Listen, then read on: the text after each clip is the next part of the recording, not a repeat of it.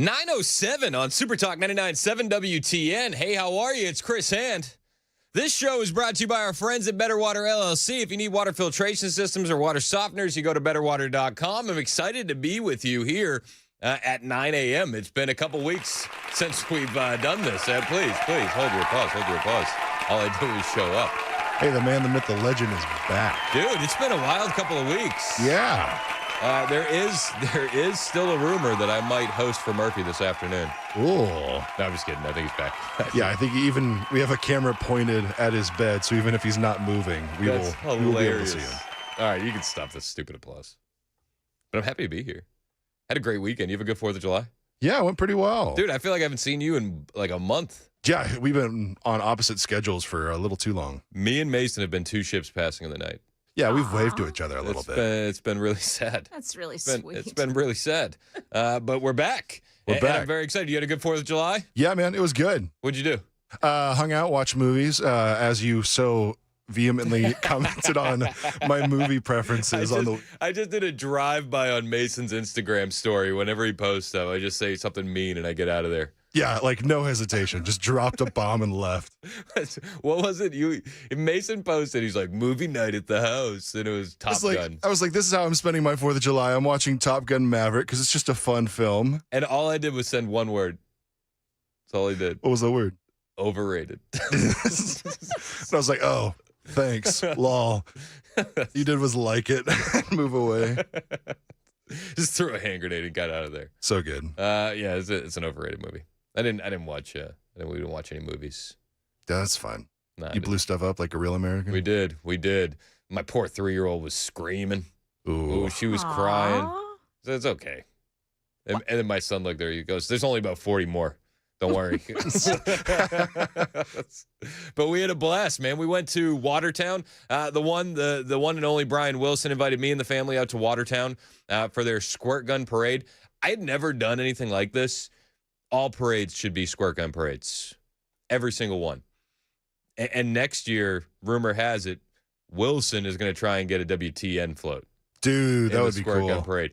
There were these guys, man. They had their truck beds lined and filled with water. There were people with kiddie pools on trailers, and everybody is just shooting squirt guns back and forth. It was awesome. Any water balloons? No, actually, believe it or not, that's a rule and regulation. There's no water balloons allowed. There's no garden hoses allowed. There's no pressure washers allowed. Apparently, they've had these issues in the past. Well, pressure washer makes sense. It does. Although I think I saw one guy floating the rules on one of his floats. Hey, I didn't see anything. I didn't see anything either. But it was a blast, man. We had the best time. I went over to the Wilsons afterward, and we hung out. We went swimming and enjoyed a cookout. And it was a great time. After that, we went home and we fired off our own fireworks. We didn't go out. I'm not going out. I don't like the crowds. I don't trust anybody. Yeah, get a couple good ones. Launch them off in the front yard. Make the kids make some of the kids cry. 25% tears. Call it a success and move on. Yeah, 75% is passing. 75% of the crowd really enjoyed it. 25% was very upset. Very upset. Dad of the year. We had a blast though. We had a blast. You didn't do anything fun, did you, Joan? You said you had the little babies around, so you guys kind of just kicked your feet up. The neighborhood fireworks, but they were really good. I'm amazed, actually, that people can set off these amazing fireworks displays from their front yards. Yes. Really cool. Oh, I didn't even tell you this part. I felt really guilty. What? So we have an elderly neighbor directly next door to us, and she's sweet, Miss Dolores, like love her, very elderly. She didn't know it was the 4th of July. Oh. She found out at about 9:30 when I decided to light fireworks off in front of her house. Did you have to apologize to Miss Dolores? My 11-year-old Kennedy, she looked at me and she goes, "Did you just hear a scream from Miss Dolores' house?" And I said, I thought that's what I heard. And then all of a sudden my wife's phone started ringing. And it was Miss Dolores. She's like, "What's going on out there?" Oh. And I was like, part of me wanted to be like, "Well, Miss Dolores, I don't know how to tell you this, but things have gotten really hairy outside." Stop. I didn't do it. But there was a portion of me that wanted to be like, "Well, Miss Dolores, It's devolved into a race war out here. Oh. People are still mad about June being over. Well, Miss Dolores, you've heard of Civil War II, right? I didn't do it. I didn't do it. I wanted to so bad. Poor Miss Dolores. I decided not to. You know, I'm kind of proud of you for not doing it, but I'm also should have done it. I should have just answered. I should have just answered the phone and be like, "Get down, get down, Take cover. Why are you still up? get down." And then when she has a heart attack, it'll be your fault. Yeah, this is why I refrained from doing it. It's why I refrained from doing it. But no, we had a blast. We had a great time. Over in Chicago, it was a bit of a mess. Chicago had 6 people killed and 50 people shot between July 3rd and July 6th. Still waiting on the mayor of Chicago to come out and blame Donald Trump. I'm sure that's going to happen any day, any moment today. We'll get that. Over in New York was like right on the line, man. They almost made it through a 4th of July holiday without a shooting. It would have been the first one in decades. And then it was like right at like 11:59. They're like, we got a shooting. They had one shooting on the 4th of July in New York. There were a bunch of agitators in New York City on the 4th of July chanting F the 4th and burning American flags. Just, enjoying the freedoms that they're screaming and lashing out against. Only in New York City. Also in New York City, we saw the hot dog eating championship. Did you see that? Do you watch the hot dog eating championship? Yeah. Not normally. I feel like you would get down with that. What are you trying to say, Chris? I just feel like of all the extreme sports that you may get down with, hot dog eating championships might be one of them. Really? I thought you would be the one that loved buns and wieners in the mouth. Just hot dogs, man. They're just hot dogs. Well, just in case you had some money riding on it, Joey Chestnut has reclaimed the Nathan's hot dog eating contest. Are you really far, surprised, too. though? Like, it was really by far. He, like 15 more hot dogs than the last guy? He ate 70 and a half. Yeah. What? 70 and a half. Second place had 46.5. Yeah. That's nuts. It's like, bro, stop. He's dead already. Like, you don't have to keep doing it. No, he's down. You don't have to do it anymore. I mean, what's more America than eating 70 and a half hot dogs? Yeah, it's the way to spend your afternoon. Pretty sure he tossed his cookies afterwards. I'll tell you what's more America than eating 70 and a half hot dogs. Oh, yeah? UFC on the White House lawn. Isn't that Ooh. amazing? Did you hear about this? Yeah. No, I didn't, but that's awesome. So for America's 250th birthday, which is going to be next year, I didn't go full grammar Nazi, but I really wanted to on X on the 4th of July. Where everybody's like 250. It's like, no, it's next year. It's next year. Technically. Next year. So next year for the 250th celebration, the UFC is going to hold a fight on the White House lawn. Is that not the most gangster thing you've ever heard? That's awesome. From dueling to UFC. Let's go. Trump announced that at his big old rally that there will be a UFC fight on the White House lawn. This was on, I believe this was on the 3rd. Yeah, this was on July 3rd. Trump had a big rally. This is what it sounded like. I think we're going to have a UFC fight. Does anybody watch UFC, the great Dana White? We're going to have a UFC fight. We're going to have a UFC fight. Think of this on the grounds of the White House.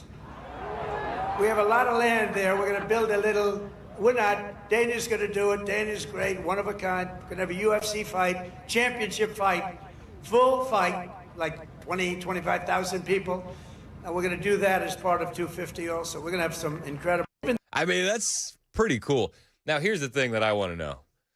Is this going to be on broadcast TV? Is it going to be on ABC, CBS, NBC, or are they going to try and charge us a pay-per-view for this? Ooh. Right? What if it goes to help pay off the debt, though? Ooh. How much does a UFC pay-per-view go for? Oh, so much money. Really? I mean, they I've never make so ordered much. one. I've never ordered it. But it's like $100 to get it at your house? I think so. But like it go like so many people in the country buy it. And so I don't know. I just think, Somebody on the text line tell me what the average cost of a UFC pay-per-view is. yeah, UFC knocked down the debt. Knock out the debt. I'm just saying. Dude, that flows. It could be good. That flows. Could be good. So part of me says, you sell it for $250. That's good. But if that's like way up and above, then the other half of me goes, sell it for $2.50. Oh yeah. But either way, it's got to be something 250 in there. Yeah, Somebody for said sure. 5371 said they're about $80. About $80. Yeah, people be willing to pay $250. Yeah, I think they should do it. 4736 said the fight better be between a Brit and an American. Is there any good British fighters? I don't know. The last time I saw that happen was what was it, that KSI versus Logan Paul fight, and that went way downhill. Is KSI British? Yeah. Oh. They tied. What about Tyson Fury? Ooh. He's like the only British fighter that I know. Is he British? I think he's British. I think he's British. He might be Irish, and I'm just insulting a bunch of people. He's somewhere in the UK. That's he's my somewhere. guess. He's somewhere. In that they're all the same to me. What? Oh, come on. Don't give me that. Buns and wieners, and now this. Listen, we're getting our stride back. You're on a roll. I'm trying. They should 70-50 said they should put that UFC fight on PBS. I would support that with my tax dollars. I'd be okay with that. But according to Fox News, the match would likely take place on the White House lawn. However, there have not been any formal arrangements as of yet. The National Park Service, which also manages the White House lawn, has not commented on the matter. They're like, please chill. Please.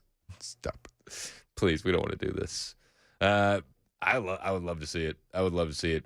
If you thought this 4th of July was good, next 4th of July is going to be even better. There's a lot of news to talk about today, and we're going to cover a bunch. Dr. Suzanna Underwood is joining the show at 10:05. Very excited for Dr. Suzanna to jump on.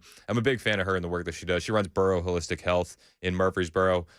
Full disclosure, we go there. We like these guys. But I kind of want to get an expert in to talk about what RFK talked about with Tucker in terms of the bunk science that has been used to push vaccines, the hepatitis B vaccine, and this new study that they buried saying that if you got that in your first few months, first few days of life, you have an 1,100% chance increase of autism in your child. I definitely want to talk about that. Plus, where is Maha today and where is it going? It's going to be a good conversation. Also on the way at 11:05, we got Bo Diddle and Gabe coming in. They have spent the month of June, what can only be described as a Pride World Tour without leaving the nation. They went everywhere. They were most recently, to close out their Pride Month, chased out of San Francisco by a pack of transgenders. Is it a pack or is it a gaggle? I think it's a gaggle for sure. It was a gaggle of transgenders that just chased them out of San Francisco. Bo said it was the only time, one of 2 times, that he's ever actually felt like he might die. Wouldn't that have been embarrassing? Yeah, just a little bit. Murdered by a gaggle of transgenders in San Francisco? Oh, no. What? That's not what you want in the obituary. I mean, no. That's not absolutely what you want. Not. He was also in D.C. over the weekend for the 4th of July, ran into some anti-USA agitators. Looking forward to that conversation. Plus, we got to talk about these floods in Texas. Absolutely heartbreaking what's been happening there. Wrapping up that entire state in prayer. You should do the same. A lot more to come. 615-737-9986 if you want to join the show. The Super Talk TV up and running. Facebook, Twitter, Twitch, YouTube. Jump in there. Hit like. Hit subscribe. A lot more on the way. It's the Chris Hand Show on Super Talk 99.7 WTN.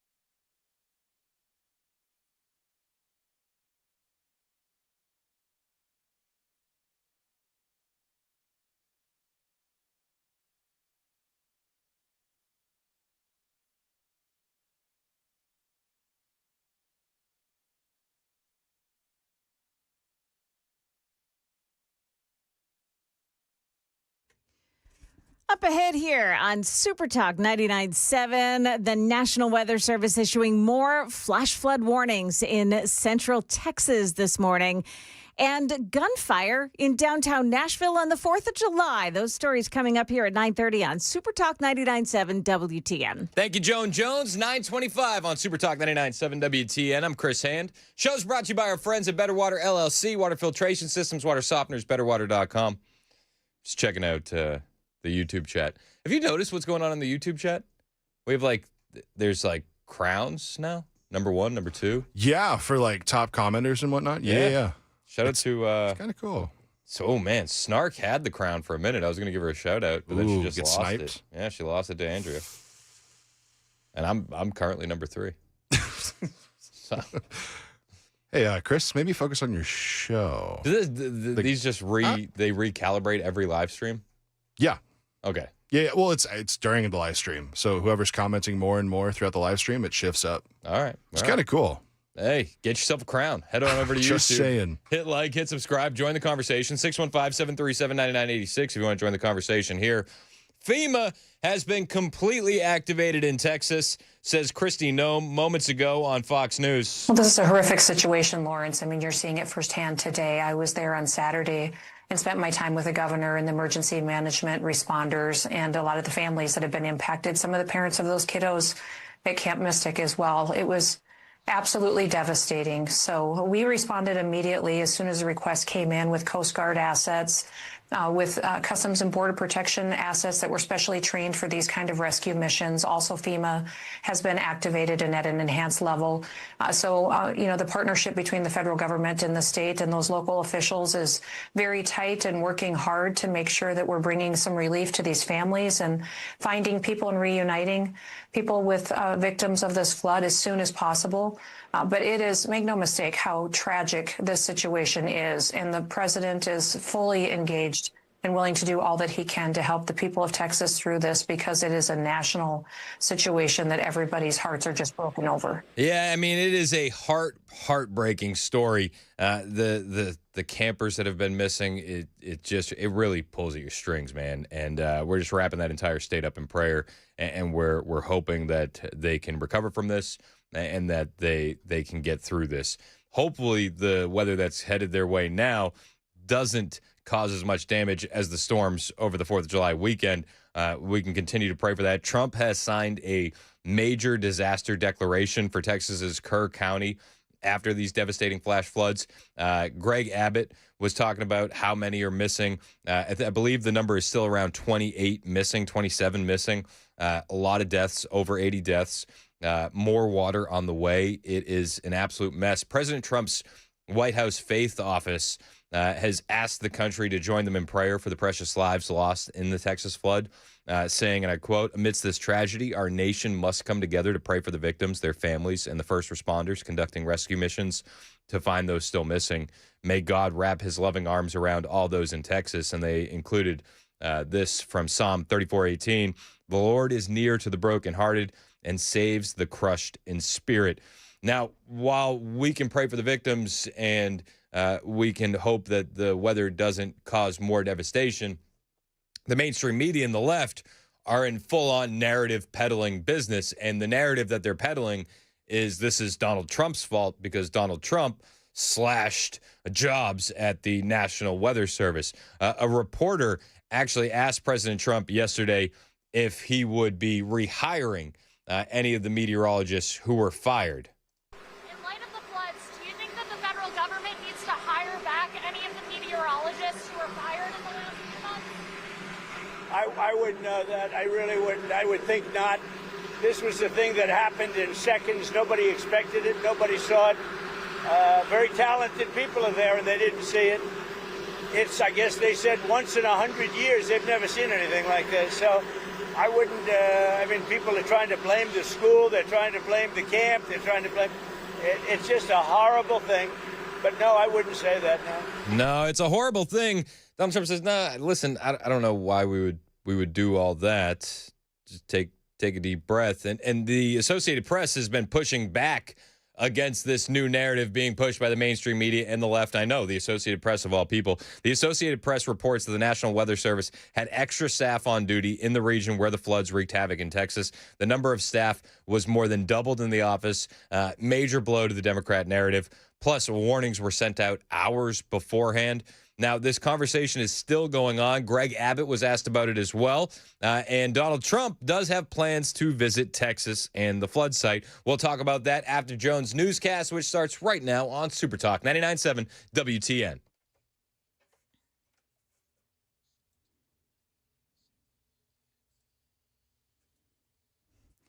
Good morning. I'm Joan Jones with your top stories. We have a couple of traffic incidents to tell you about. 65 in the southbound lanes in Talbot's Corner. Got a crash at Trinity Lane, exit 87, and it blocks off the right lane. Also, they're doing some milling and pave work at Percy Warner Park. So Old Hickory Boulevard, both directions between Highway 100 and Chickering Road is going to be a mess at this moment. The National Weather Service issuing multiple flash flood warnings in central Texas this morning. More heavy rain is falling there today. 82 people have been confirmed dead in the flooding over the weekend. This man, Carl Jeter, tells ABC News that he rescued a girl who ended up showing up at his home. She began to scream to me from the tree in front of our house. The girl had been camping with relatives when their campsite was flooded. She had been carried for miles before being able to climb up that tree to safety in front of his home. President Trump will welcome Israeli Prime Minister Benjamin Netanyahu to the White House this evening. It's the Prime Minister's second visit to Washington this year, and it comes as Israel and Hamas are negotiating a possible ceasefire. Israel and Hamas are as close as they've been in months to a ceasefire deal and hostage release. Under the terms of this agreement, there'd be a 60-day pause in the fighting, during which as many as 10 living hostages would be released. Donald Trump has been pushing hard for this deal, but there are still some major hurdles here. That's ABC News Chief International Correspondent James Longman. He's in Tel Aviv. In local news, 3 people hit by gunfire during the downtown Nashville Let Freedom Sing celebration. Channel 4's Danielle Ledbetter. Metro police say a woman was waiting on a shuttle near 7th Avenue and Broadway when she was hit in her chest. Another woman was getting into a ride share on Demumbrian Street when she felt something hit her face, and a man was hit in the foot. All 3 were treated at Vanderbilt University Medical Center. More than 360,000 people attended that event. Stocks are trading lower. The Dow is down 205 right now. That's the latest news. Weather is next. I'm Joan Jones, WTN News.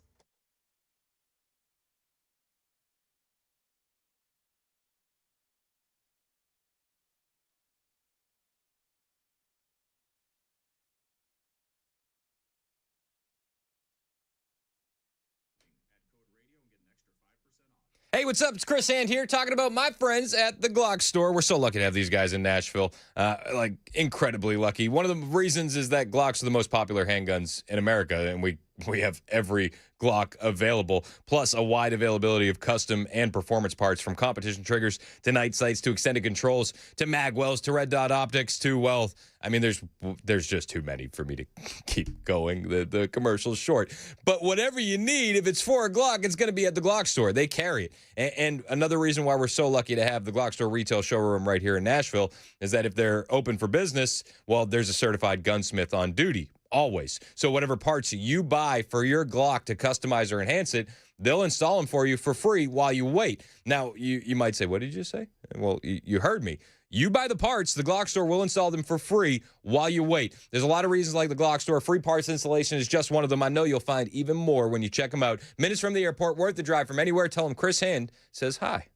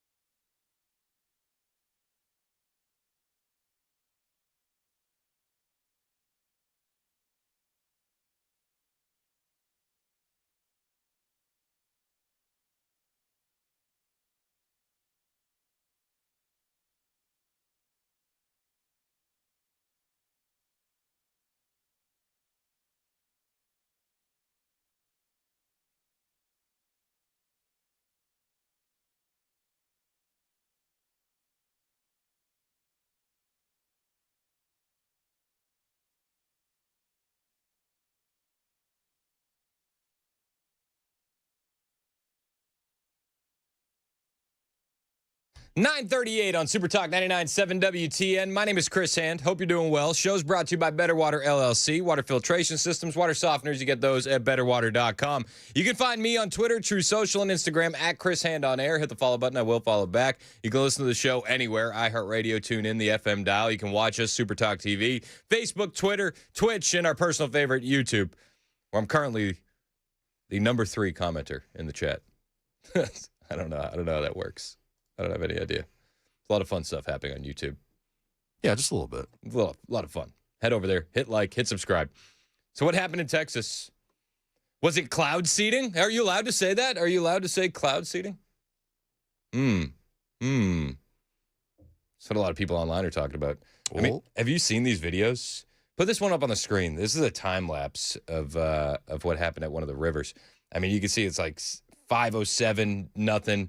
By 5:17, that road had been completely washed out.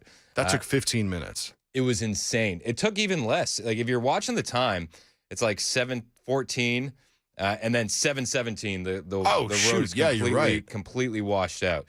So it's 7:14, boom, and then it washes out completely. 3 minutes. Scary how fast that happens. Completely terrifying. Again, just to recap, Donald Trump has signed a major disaster declaration for Texas's Kerr County. Texas Governor Greg Abbott has announced a rise in flood deaths.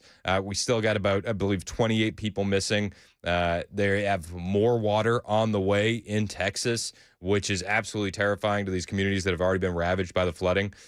President Trump's White House Faith Office is asking the country to join them in prayer for the precious lives lost. Donald Trump said that he is going to be heading to the area probably on Friday. So this isn't a Joe Biden and East Palestine, Ohio train wreck kind of thing where Joe never makes it there. Trump said he's probably going to be there by the end of this week. I wouldn't blame Biden for it either. I would just say this is a 100-year catastrophe.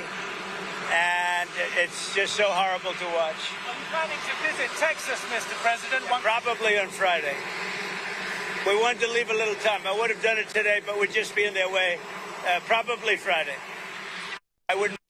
Probably be there on Friday. Now, you do have to understand, and even with Biden back with the East Palestine stuff, there is a lot of overhead that comes with the President of the United States visiting your area. And if you're in the middle of disaster relief, it does complicate things a bit. So I understand the waiting. But he says he's probably going to be there by the end of this week. Now, CNN's Dana Bash has completely identified what happened. There's two major factors at play here. The first one is the evil orange man. And the second one is, well, you guessed it, climate change. How much do you think the changing climate is part of what we are seeing go on here? Not just what we're seeing in the pictures that we're showing on the screen, but even the flood that you talked about in San Antonio in June. No, I think climate change is obviously a part of it. These floods are happening more often in more parts of the country and really all over the world. And so we have to face that reality and be better prepared for it and combat it. Is climate change in the room with you right now? Is it sneaking up behind you? It's right behind you. Look out. It's climate change. I mean, come on, guys. Floods have been happening for quite a while. I don't know if you've been keeping track. But they go back a good distance. Floods have been happening for quite a while. It's climate change. Oh no. It's terrifying. And I don't mean to belittle what's happening in Texas. I do mean to belittle these lunatics on TV blaming climate change. Make no mistake about that. But it's not just climate change. It's also the orange man. And just talking about the federal government and even the local government, 2 Texas National Weather Service offices involved in forecasting and warning about flooding on the Guadalupe River are missing some key staff members. A director of the NWS union told CNN that the Austin San Antonio office is missing a warning coordination meteorologist due to the Trump administration's buyouts. Do you have any indication whether those or other cuts helped play a role in the fact that the people in the flood zone were not prepared and certainly not evacuated? I mean, you can already see the narrative building in front of you. Donald Trump made these cuts, and it's disastrous. And look at what it's doing to these small towns and communities. Oh, my gosh. Except it's garbage. It's utter bovine scatology, to quote the late, great Uncle Phil. The Associated Press reported that the National Weather Service had extra staff on duty in the region where the floods were wreaking havoc in Texas. Not full staff, extra staff. They had extra staff on duty. They had more than enough people.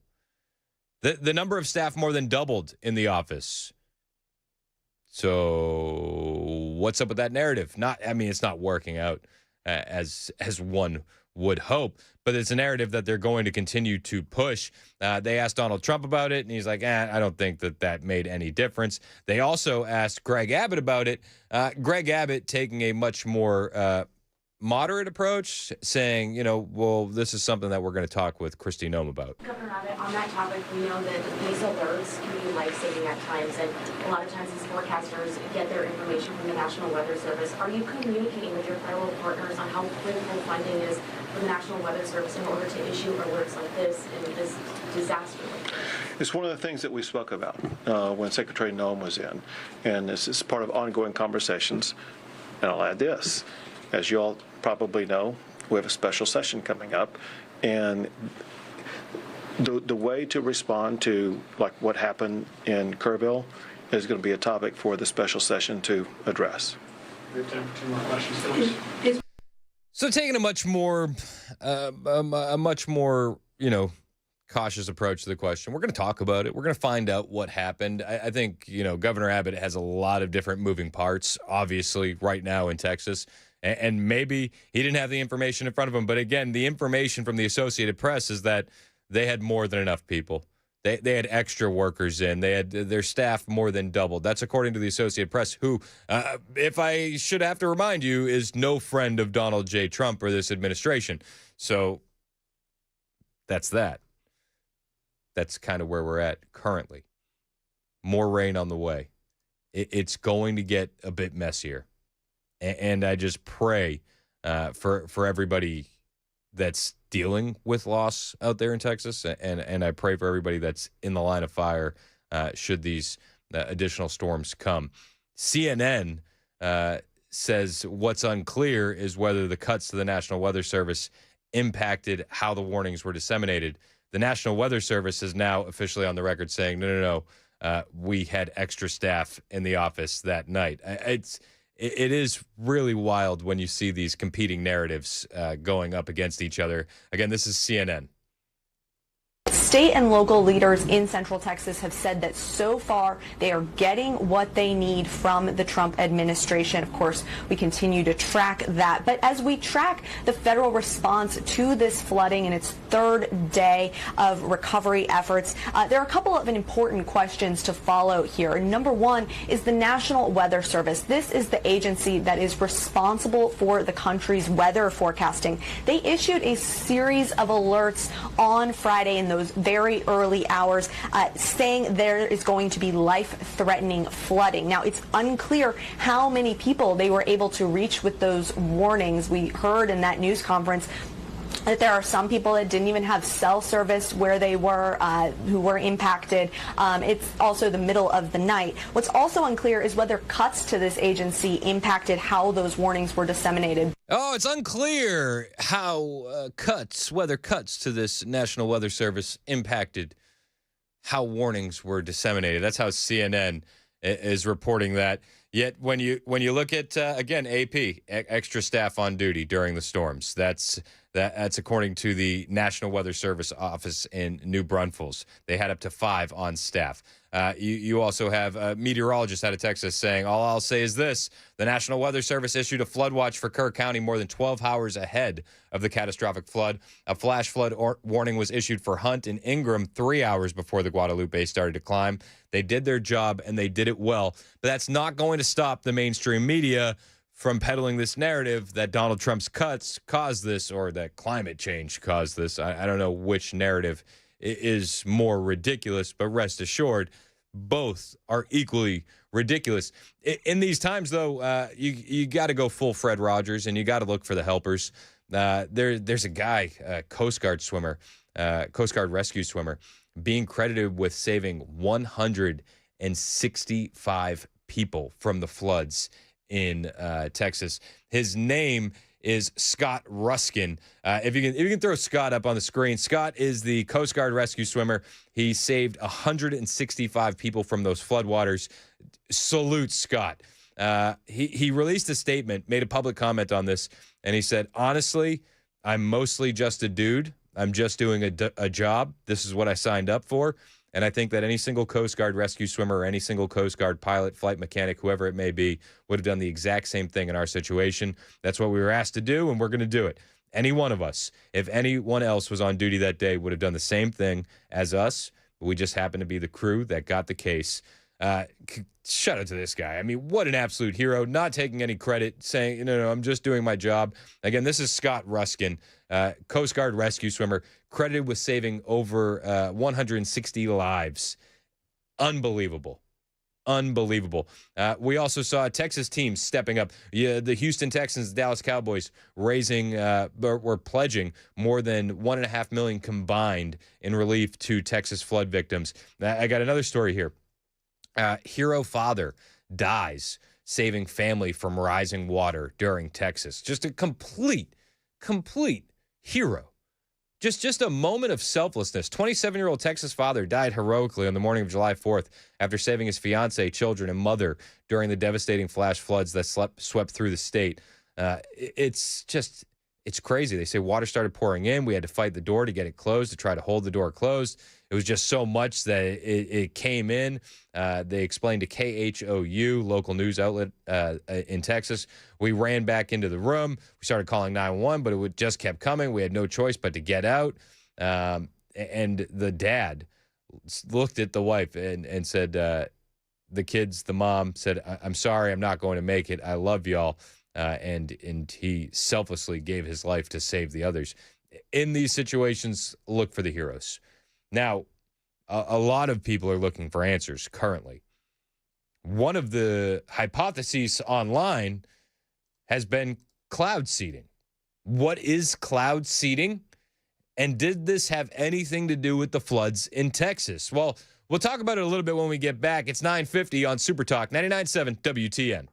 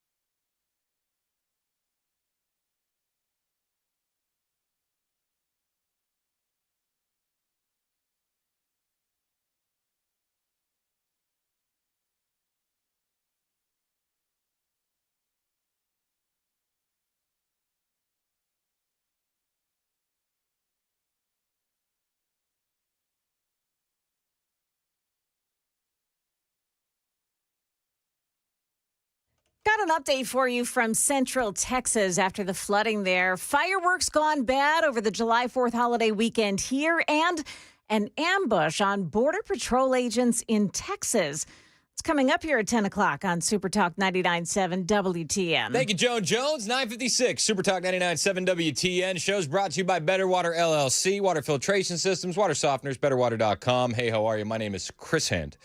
So was the floods in Texas due to cloud seeding, geoengineering, weather modification, chemtrails? Chemtrails? I have no idea. I saw a lot of that on... Couldn't tell you. Yeah, on X over the weekend. It's been going ham. Yeah. Now, I'm open to the idea. I'm actually more open to the idea of weather modification than I am climate change. I just am. Brianna Sagdal, she is the senior writer and research fellow at the Beef Initiative. She posted a nice write-up about weather modification, geoengineering, cloud seeding, and she said federal and state agencies are funding weather modification with tax dollars. She posted a long post. Let me read it for you. You can throw it up on the screen if you want to, Mason.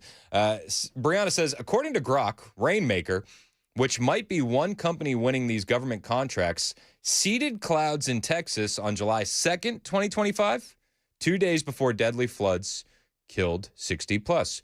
Meeting minutes from the January 2025 Texas Water Conservation Supply District show members voted on a contract for Rainmaker cloud seeding services without public comment. The minutes also stated that the Rainmaker has government contracts for cloud seeding in California, Idaho, Utah, New Mexico, and Jordan.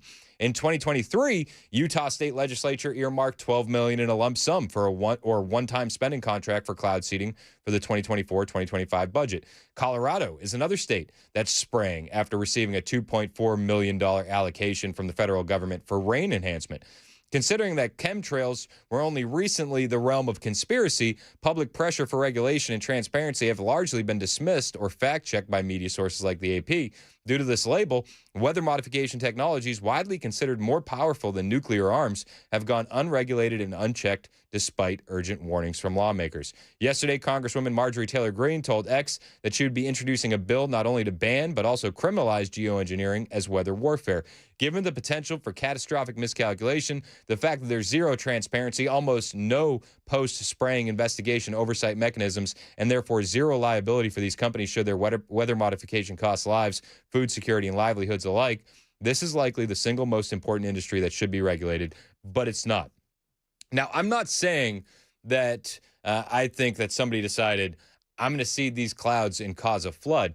I think it would be far more likely that they give a company like Rainmaker a contract to seed clouds to prevent drought, and there's a drastic miscalculation that leads to a catastrophic flood like we saw. Is that what happened? I have no idea. I have no idea. I think it's fascinating that Rainmaker had a government contract and seeded clouds in Texas on July 2nd. Oh, you're darn tootin'. I think that's fascinating. I think that's very interesting. I think it's an important part of the story. Is anybody going to look into it? I don't know. Does it make it any less valid if they don't look into it? No, not really. It's an interesting theory. And there's a lot of proof out there that this stuff is going on, despite what people may call you when you talk about it. They usually look at you like you're crazy. But it's a real thing. Geoengineering, weather modification, cloud seeding, these are real things. And this industry is completely unregulated. Did it have something to do with it? I don't know. It might have. Might not. But it's an interesting theory. 10 o'clock. On the way. Dr. Suzanna Underwood is going to talk to us. She's going to be calling in. She runs Borough Holistic Health in Murfreesboro. And we're going to talk about some of the stuff that RFK unveiled during his conversation with Tucker Carlson. 1,100% increase in a chance for autism. I want to get Doc's opinion on it. We'll do that next. It's 10:01 on Super Talk 99.7 WTN.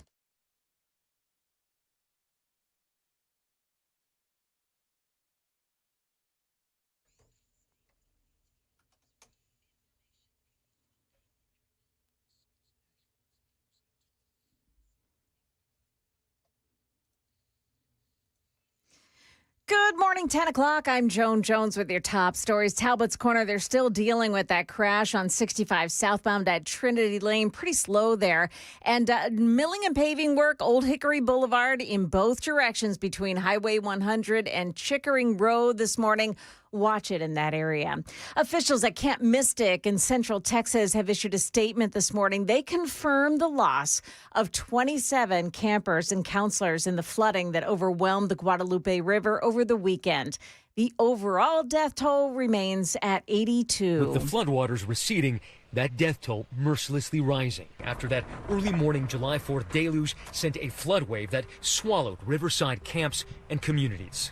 Up to a foot of rain raised the Guadalupe River 26 feet in less than an hour, and a wall of water and debris tearing through Camp Mystic, where 750 girls were spending July 4th, dozens of children and counselors trapped in their bunks as the waters coursed through the camp. 10 girls and 1 counselor still reported missing. ABC's Matt Gutman. The National Weather Service issued a flood watch for Kerr County 12 hours in advance, and then a flash flood warning 3 hours before the Guadalupe River began to flood. Border Patrol agents arriving for work this morning in McAllen, Texas, were fired upon by a man armed with tactical gear. Agents and local police returned fire and killed that gunman.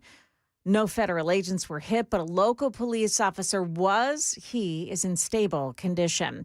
Fireworks may have sparked a fire that destroyed a North Nashville nightclub early in the morning on July 5th. Fire officials still working to confirm the cause at Minerva Avenue Club on Buchanan Street. Fortunately, nobody was hurt. The owners say they'll share updates as they assess the damage.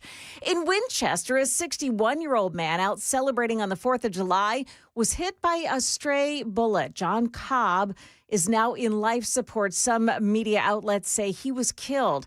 His family is praying for a miracle. Winchester police say that it appears somebody shot into the sky in celebration, but that bullet came down on Cobb. That bullet lodged in his brainstem.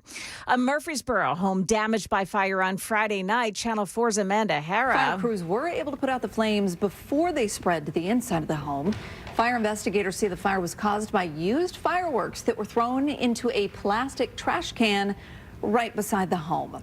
Damage, fortunately, was limited to the home siding and nearby vehicle. Fire officials say it's best to soak used fireworks in water for several hours before discarding them in a trash can. That is the latest news. Weather's up next. I'm Joan Jones, WTN News.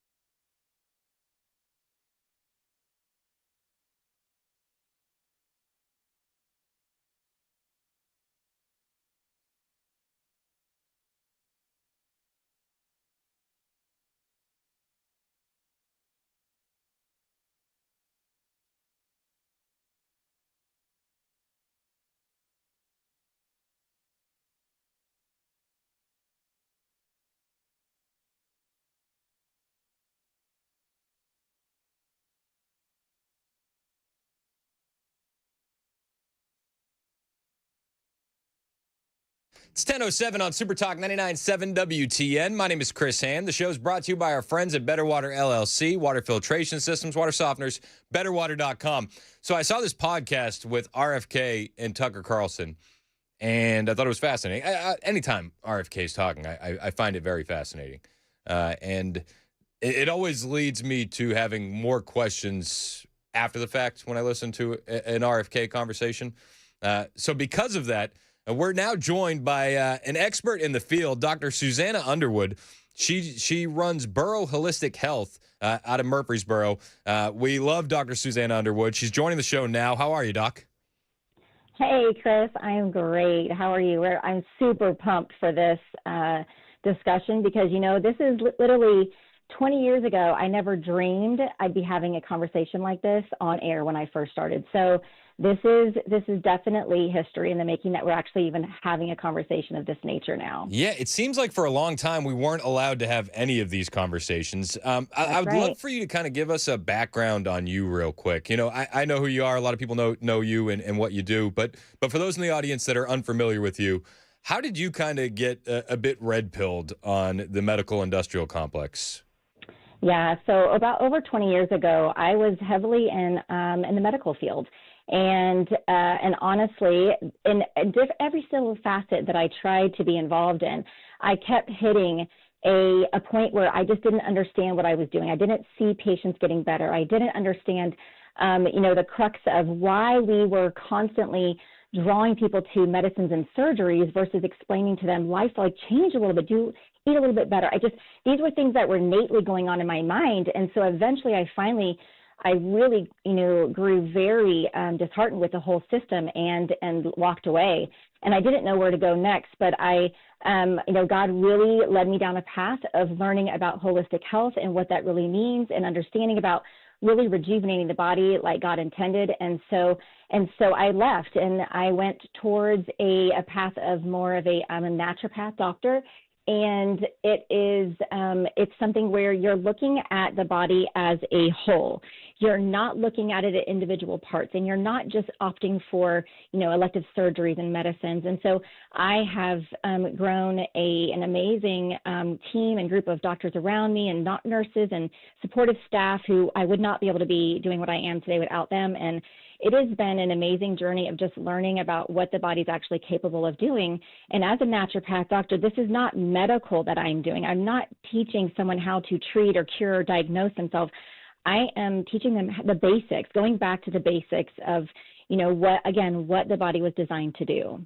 Yeah, and I'm a huge fan of it, and I'm a huge fan of yours. As I'm watching this RFK Tucker Carlson interview, the thing that really jumped out to me was that the CDC, RFK told Tucker that the CDC buried its own internal study showing an 1,135% increase in autism risk due to the hepatitis B vaccination. The hepatitis B vaccination you get in your first day of life, that's when they recommend it. And it doesn't make a lot of sense to me. I always declined it because I said, my babies aren't going to be playing in dirty needles or having unprotected sex. So I don't really know why we need the hepatitis B vaccine, on day one. But then when you see this study, it's really eye-opening. 1,135% increase in autism risk. What do you know about this study, and why did the CDC try and bury that? Well, listen, there are over 100 studies showing that there is a link to autism and vaccines, but they are all being kept secret.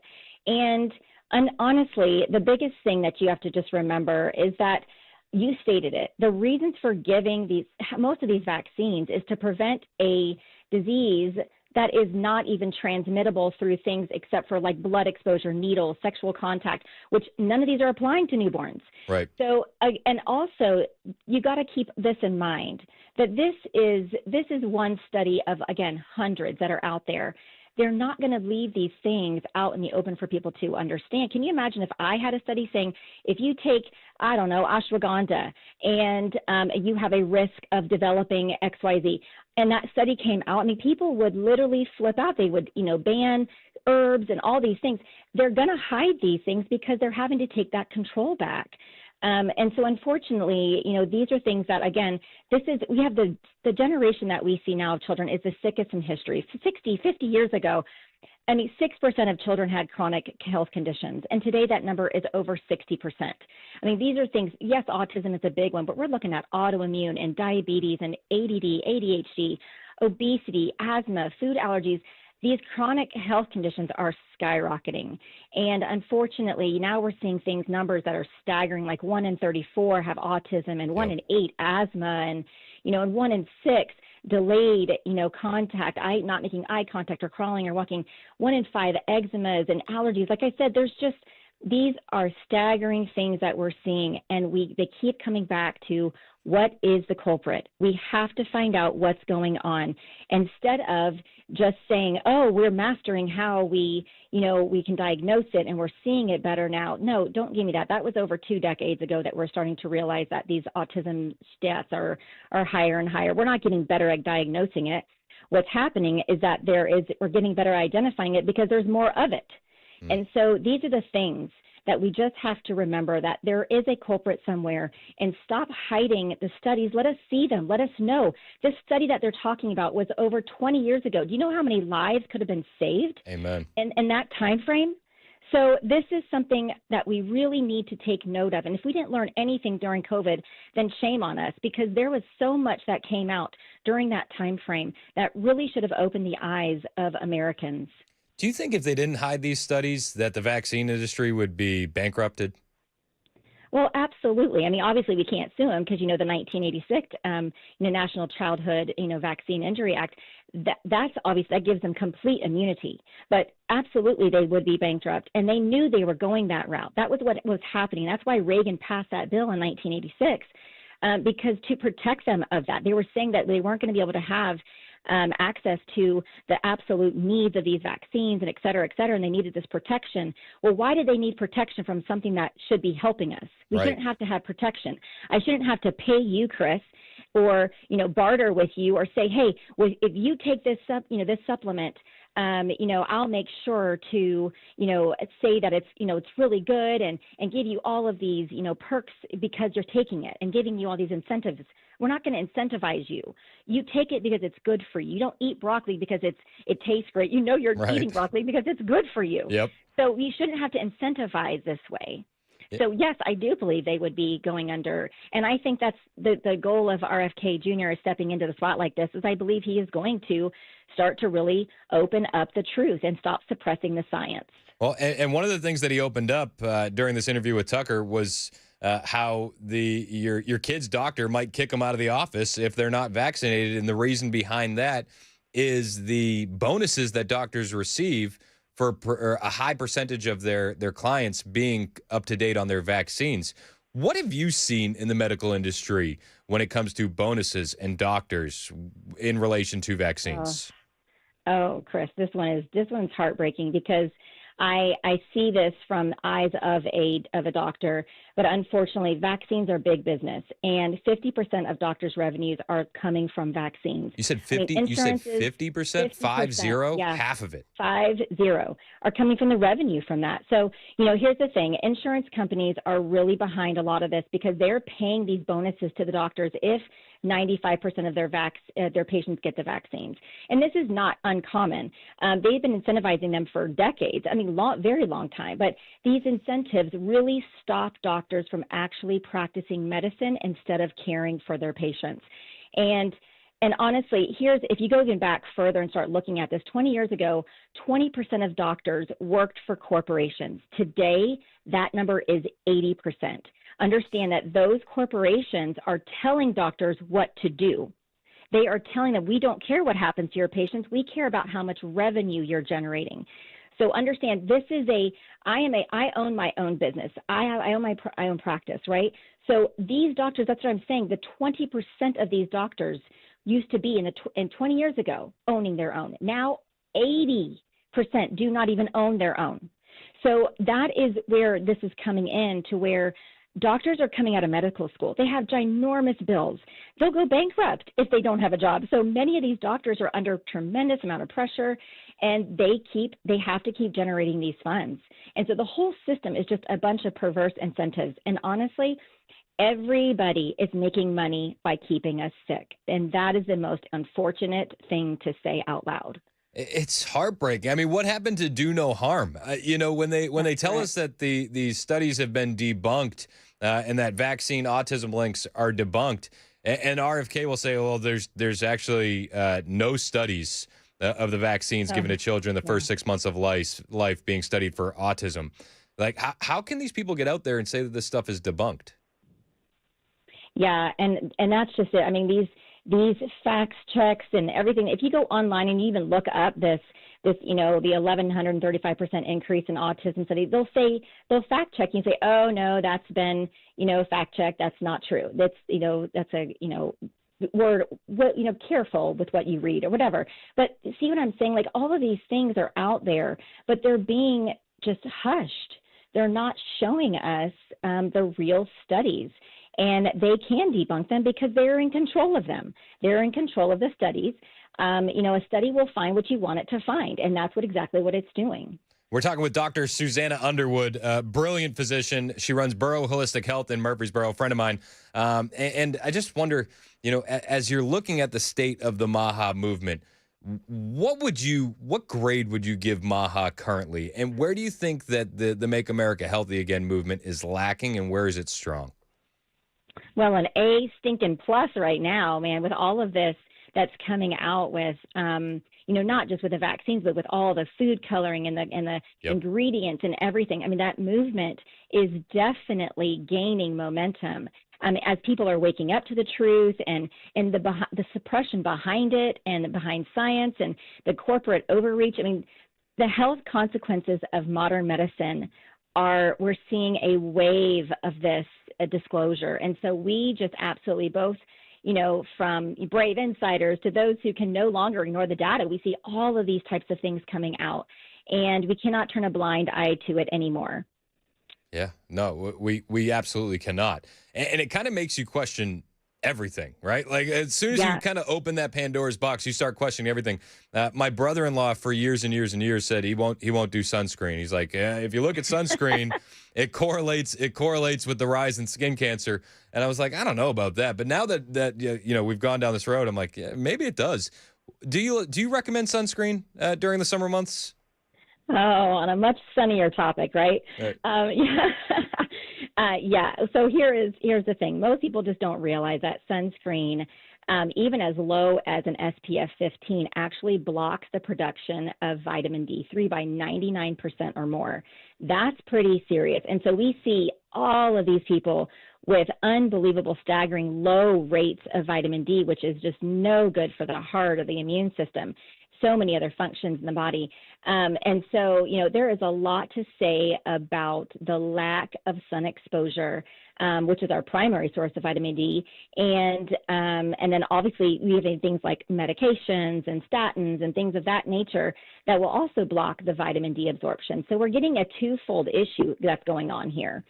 So there's just such widespread misinformation on so many topics, obviously, but this one for sure. Because it's encouraging people to wear sunscreen every time they literally walk out of their homes. Right. Therefore, where they're no longer receiving the sun's nourishing rays or anything of that nature that's vital to our bodily processes. So this is absolutely where, if you find yourself outdoors for a lengthy amount of time, absolutely put on a hat, protective clothing, put on some natural, sunscreen, things of that nature. I've got a whole list of, different types of SPF coverages that come from natural ingredients that I give to patients constantly, because we're encouraging and educating them, to wear simple things like, making a blend of carrot seed oil and coconut oil, some non-toxic, sunscreen ingredients, zinc oxides, things like that, where you could easily make a quick DIY little, concoction. Or there's plenty of brands out there that are now carrying this understanding, this non-toxic approach. But don't find yourself outside for a lengthy amount of time without some sort of coverage. But at the same time, give yourself some time outdoors without any coverage.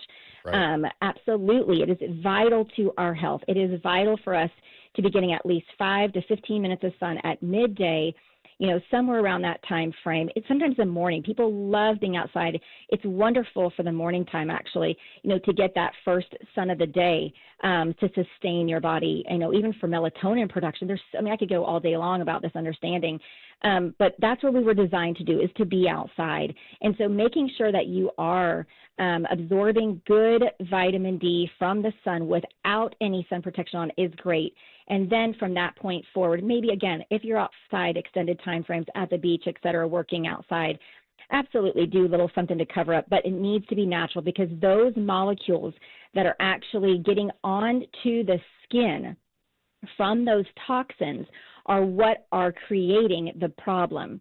And so these chemicals are being absorbed into the skin, and then the UV rays hits them, heats them up, and increase that risk of oxidation, inflammation, abnormal cell growth, which we all know, the big C word. And so that's the biggest issue. It's all of these chemicals, what they're doing to disrupt the skin. Not only are they blocking that, that essential vitamin D, but then they're also causing the issue on the back end. Yeah, I'm just gonna stay away. You scared me away from it completely. I tell the kids every year, I'm like, build up a little base, and then you'll be good all summer long. That's right. And then again, there's some brands that are great out there. We have a lot of them here in our corner market of the clinic, and we carry a lot of these types of things that people understand there are better ways. I don't want you just going out and grabbing Hawaiian Tropics anymore. We got to really start looking at these ingredients and understanding. I could make you a suntan oil, like in 5 minutes. Honestly, it has to become a way of life. And so these are the types of things you just start to, use some common sense here, honestly. Okay, so here's a rabbit hole I went down, and I'd love your opinion on it, just in case you've heard of this. Does sunglasses trick your brain into not thinking it's sunny out and increase the risk of sunburns? Oh, that's a fun one. Yeah. So sunglasses, think about that. Not only that, but it's also not allowing, the body to receive light the way that it should. And so you're not going to even with melatonin, you'll suppress some things. So it is a very interesting rabbit hole to go down, because I could go, a little protection, I get it, Florida sun, et cetera. But man, all these other places, absolutely, I feel like they don't need to be worn. Really? So you would advise against sunglasses?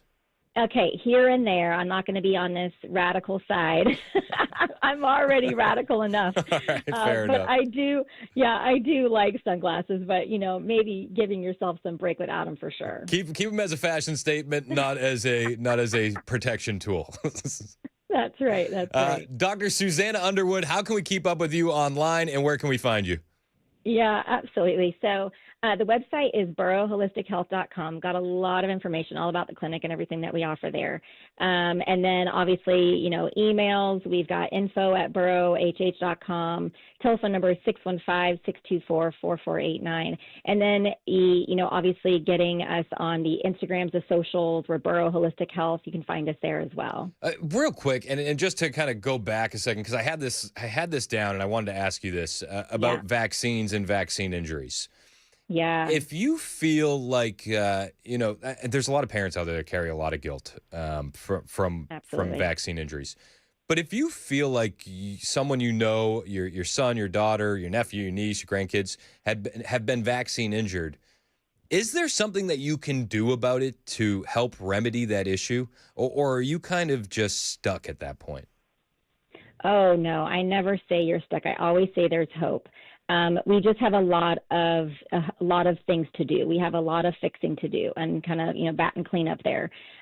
So we go through, a lot of different protocols with kids here in the clinic and really support them in a way that their body can start to remedy the situation. A lot of things now, you got to remember, when you start talking about the blood-brain barrier, there are some things that get in that region and they don't leave. So that is something you have to understand. But there are a lot of things that we can do to just help support the symptom that maybe that person is expressing, and maybe support the body in such a way to where, some of the symptoms won't be as predominant. And there really are some things that we can do. We've seen kids go from completely on the spectrum and not talking at all to all of a sudden saying their first words after just seeing us for a couple of weeks. It's incredible. And so there are things that can absolutely help to support the body in a way that unfortunately you're not going to find in the medical world. So yeah, I always give hope. There is never, I don't ever see a patient in front of me that I would say, oh, yep, you're a goner.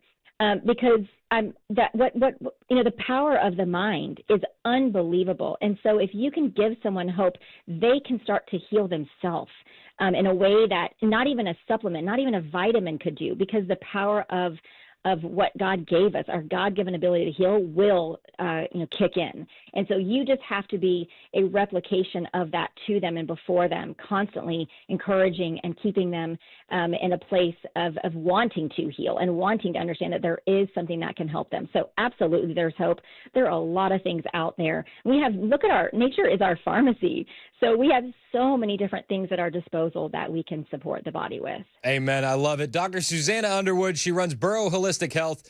Keep up with her. If you need her, go find her. Thank you for your time today, Doc. I really appreciate you. Absolutely. This was great. Thanks, All right. Chris. 1027, this is Super Talk, 99.7 WTN.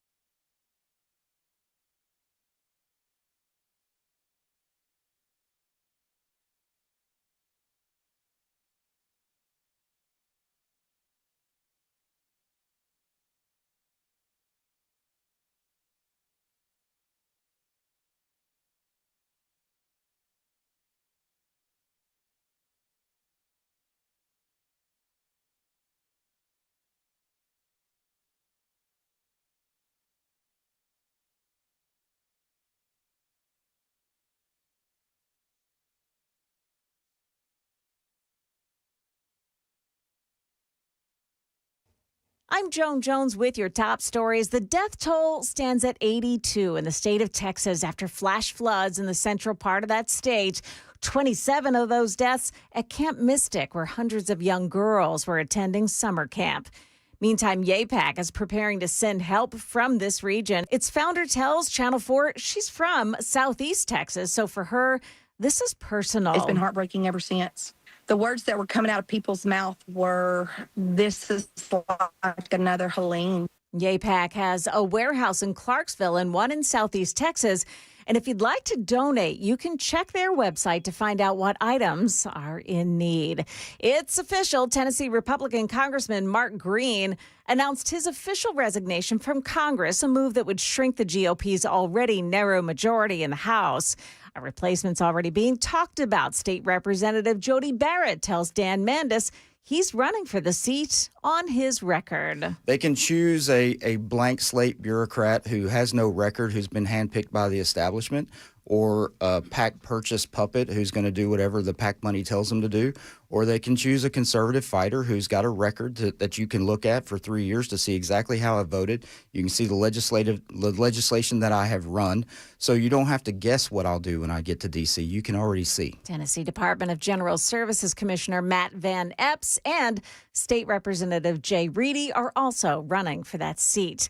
Traffic changes are coming to downtown Franklin starting today. 5th Avenue South, Lewis Avenue, and a portion of the 5 Points intersection, they're all closed with detours posted.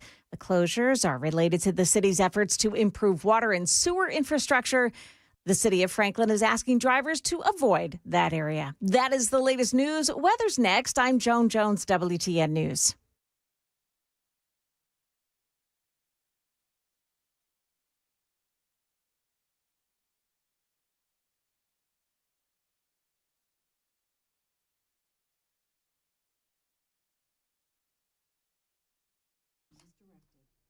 Hey, it's Chris Hand here for my friends at Busy Bee Plumbing, Heating, and Cooling, and it is that time of the year, vacation time. Don't let water damage ruin your peace of mind. Protect your home with Busy Bee's smart Wi-Fi water shutoff valve, installed by their expert techs for just $12.49 this July only. And that's not all. If you upgrade your comfort with a new HVAC system, you'll get free air duct fogging and a UV light home treatment. If you need that cleaner air, but you don't need the AC, well, you should still call Busy Bee. Buy their middle tier air duct cleaning package, and they'll upgrade you to the deluxe tier for free. If you got plumbing problems, you can get $1,000 off whole home water and drain line replacements, or $500 off a Halo 5 home filtration system. If you need a repair, they'll waive the dispatch fee when you book service with them. And here's something sweet. Join the Beehive Club and get a free gift membership to give to a neighbor, because community matters. Financing, they got you covered 0% for 18 months with approved credit, and payments starting as low as $100 a month on HVAC replacements. Call Busy Bee Plumbing, Heating, and Cooling today. 615-775-7833. 615-775-7833. BusyBeeHVAC.com.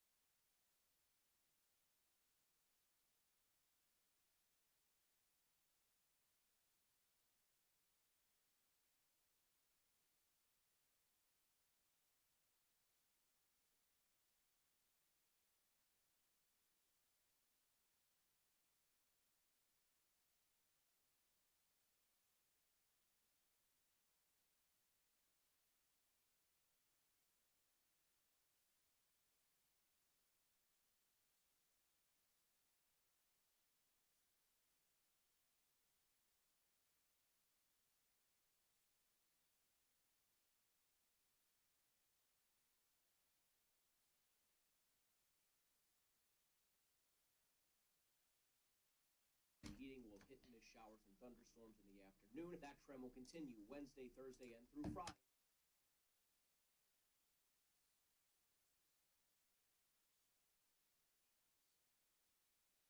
.36 on Super Talk 99.7 WTN. Hey, how are you? I'm Chris Ann. Show's brought to you by Better Water LLC, water filtration systems, water softeners, betterwater.com. Got a lot to cover. You can listen to us anywhere, iHeartRadio, tune in, the FM dial. You can watch us, Super Talk TV. We're live on Facebook, Twitter, Twitch, personal favorites, YouTube. Hit like, hit subscribe. Help us get that digital footprint to be even bigger. It'll help all the hosts on the station. I truly do appreciate it. So ICE is supercharged. We're supercharged. Did you know that? Yeah, the big, beautiful bill has passed. ICE is supercharged. That's how Mayor Karen Bass, she tweeted, Mayor Karen Bass, she said, they gave ICE a budget bigger than most of the world's militaries. And that's a good thing. That's a good thing. Listen to this. This was Bill Malugin on July 2nd, before the big, beautiful bill passed, but he just laid out all the stuff that's coming for border security. It's huge. $45 billion to more than double ICE detention capacity to roughly 100,000 beds, $14 billion for transport and removal, $8 billion to hire 10,000 additional ICE personnel, more than doubling the current 5,000 deportation officers, $1.3 billion for ICE OPLA, additional attorneys and support staff, $858 million for signing and retention bonuses, $787 for state, local participation in ICE DHS efforts, $700 million for technology enhancements, $650 million for 287G local ICE cooperation. That's when Tennessee State Highway Patrol is going to work with ICE. $600 million for recruitment, hiring, and onboarding, $200 million for fleet modernization, $20 million to detain illegal aliens with their children. This is a game changer. And again, this is a bigger budget than most world militaries. It's unreal, and it's huge. This is massive. It's a massive, massive win. And we're going to have more revenue pouring in very, very soon. Trump is going to be sending a letter today outlining tariff policy for about a dozen countries. Scott Bessent was talking about it over the weekend. He was talking about that. He also talked about the reaction that we're going to get from the left. He said TDS is now tariff derangement syndrome, not Trump derangement syndrome. Okay, so let's talk about some analyses on these tariffs. From the AP, they see this. A J.P. Morgan Chase Institute analysis finds a critical group of U.S. employers would face a direct cost of $82.3 billion from President Donald Trump's current tariff plans. They go on to say the investment bank Goldman Sachs said in a report expects companies to pass 60% of their tariff costs onto consumers. Our most recent poll shows that 57% of Americans do think the tariffs are going to hurt the U.S. economy. So some of the experts, everyday Americans, they have real concerns about how this is going to cost them. What's your message to them? Well, I think there's a lot of misinformation out there. I think TDS, Trump derangement syndrome, has turned into tariff derangement syndrome. As soon as you call them the Trump tariffs, 90% of Democrats hate them. And I'm going to have to disagree with Goldman Sachs and J.P. Morgan. The empirical data shows that we have seen no inflation thus far, and we'll see over the coming months. And Shannon, there's a big difference in inflation and a one-time price adjustment also. Inflation is a generalized monetary phenomenon. We're not going to see that.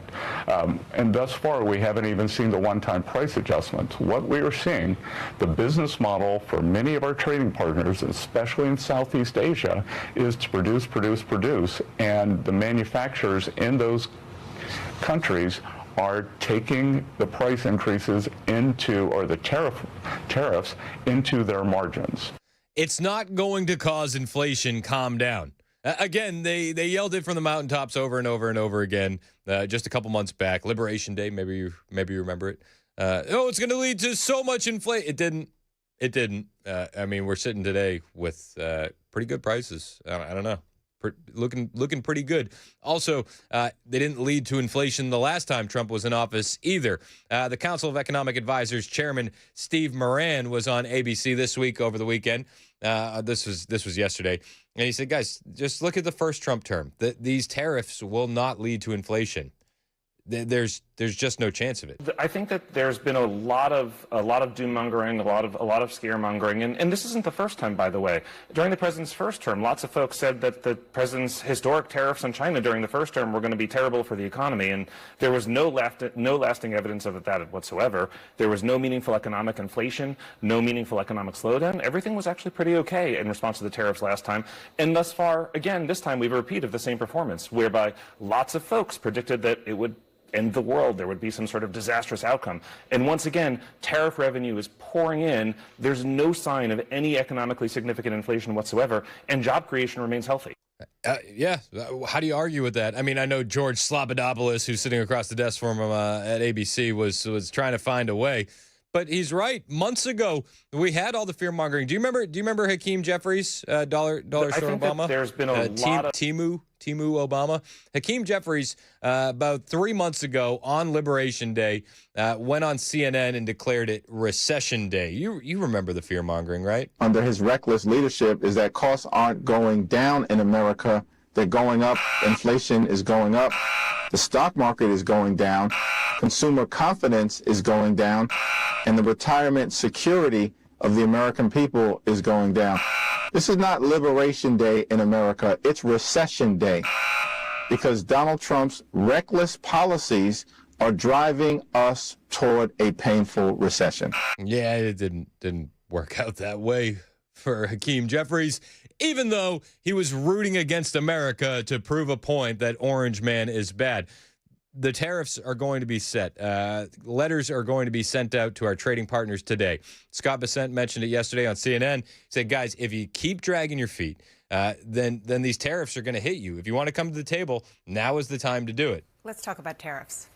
President Trump gave countries a 90-day pause on the sweeping tariffs he put in place back in April. That pause ends in 3 days. What happens on Wednesday? We'll see. I'm not going to give away the playbook because we're going to be very busy over the next 72 hours. President Trump's going to be sending letters to some of our trading partners saying that if you don't move things along, then on August 1st, you will boomerang back to your April 2nd tariff level. So I think we're going to see a lot of deals very quickly. And, Dana, we're going to send out probably 100 letters to small countries where we don't have very much trade. And most of those are already at the baseline 10%. Well, you said August 1st. Do you mean what's going to happen in August? So the countries will get a letter saying that if we have not reached an agreement, then you will go back to the April 2nd level. Starting when?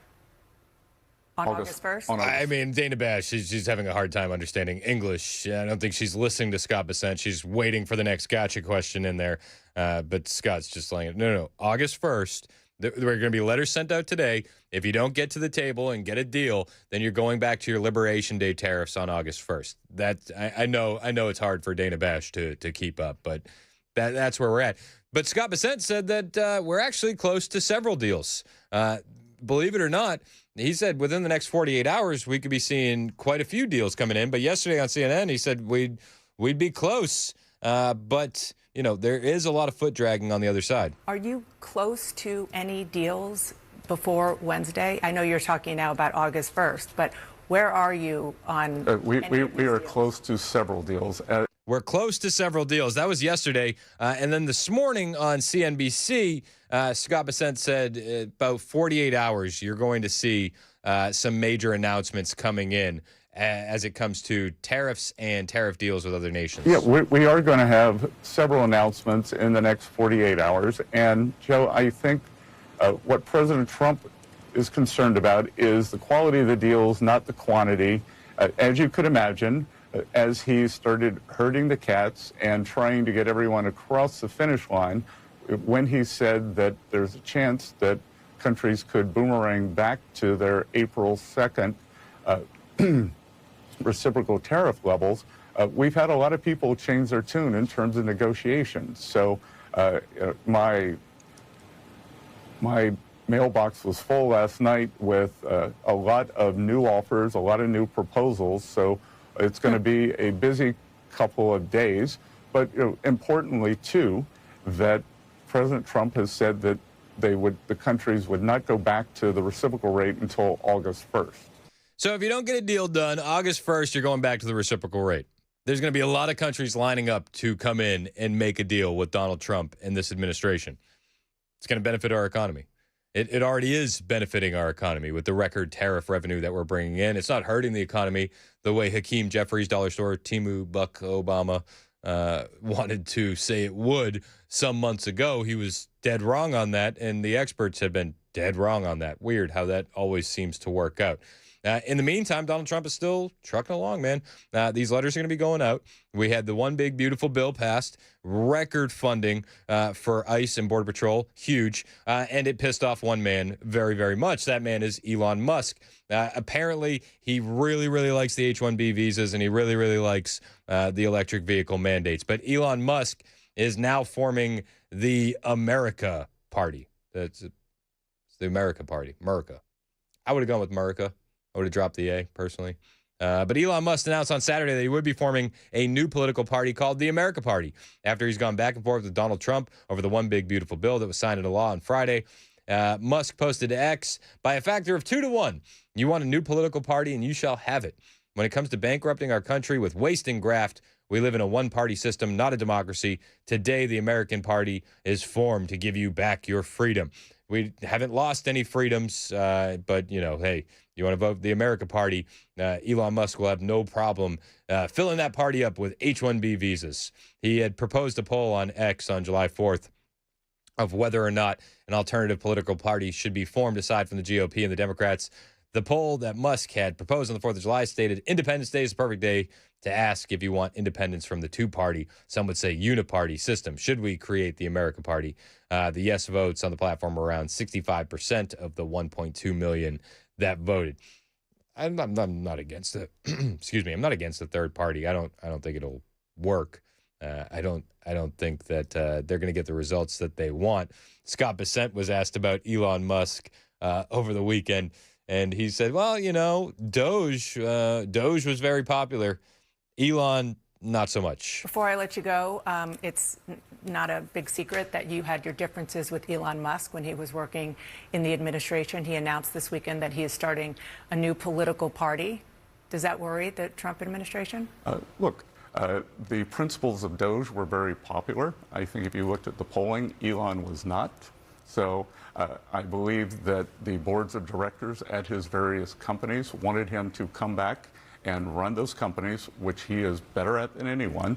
So I imagine that those board of directors did not like this announcement yesterday and will be encouraging him to focus on his business activities, not his political activities. That's kind of a backhanded compliment. Yeah, he's better at the business stuff than anyone. Bet you those board members would rather him being focused there as opposed to the focus that he has currently, which is going to just, divide. Let's be perfectly honest. It will divide. Scott Jennings was talking about this on CNN. He's like, no, the best case scenario is that this divides the Republican Party. And then it looks to start a political party, and we'll see where they go with it. My humble advice to Elon, who I admire very much actually, is that you may be dividing the forces of people who want to save Western civilization to the benefit of the people who don't. And so to the extent that this effort would divide conservatives and Republicans against each other, that would be helpful because it would leave the country to people who want unfettered immigration, who don't share your fiscal views, and so on and so forth. So we'll see where it goes. I sort of hope everybody puts the band back together the way they had it back in 2024 because when everybody was working together, things worked quite well. Yeah, and I would also point out to Elon Musk, dude, you're really going to shoot yourself in the foot. You're burning the bridge at both ends here, and you're going to find yourself stranded in the middle. The left is not going to give up the anger and resentment that they have towards you for helping Donald Trump get elected. And let's make no mistake about it. Elon Musk helped Donald Trump win that election in 2024. It's a numerous amount of ways. But they're not going to forgive him. And then if you burn your bridge on the other side with the Republicans, well, they're not going to care what happens to you. Elon is going to end up screwing himself in this deal before it's all said and done. I hope he comes to his senses sooner rather than later. It's 10:51. This is Super Talk 99.7 WTN.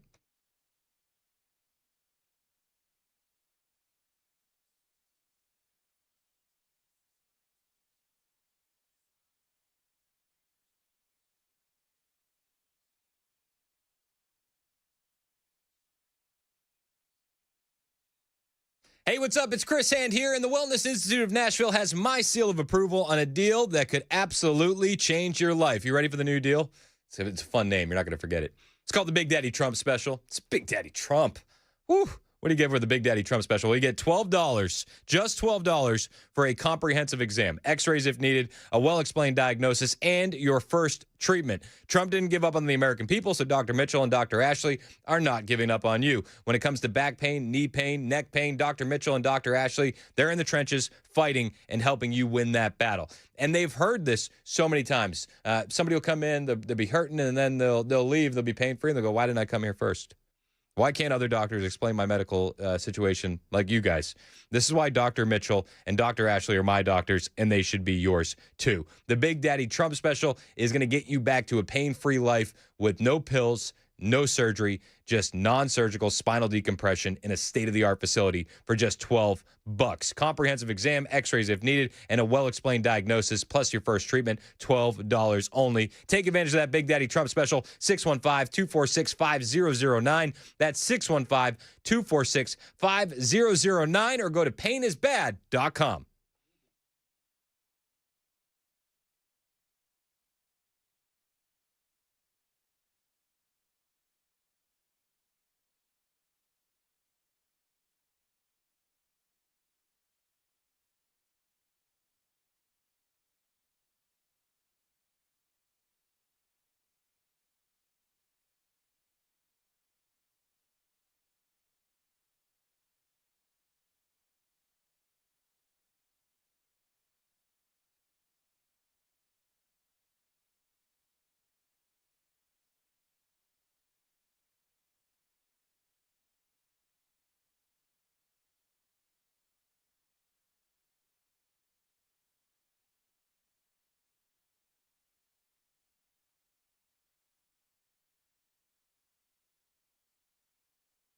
For many of us, generators are becoming a must-have household appliance. From unpredictable weather to surprise outages, it's better to be safe than sorry. Generator Supercenter of Nashville offers fast and easy installations with 24/7 service and monitoring to all brands of generators and expert repairs done right. Our mission is to make owning a backup generator simple and easy. Visit your local store today or check us out online. Generator Supercenter of Nashville. We serve all Middle Tennessee.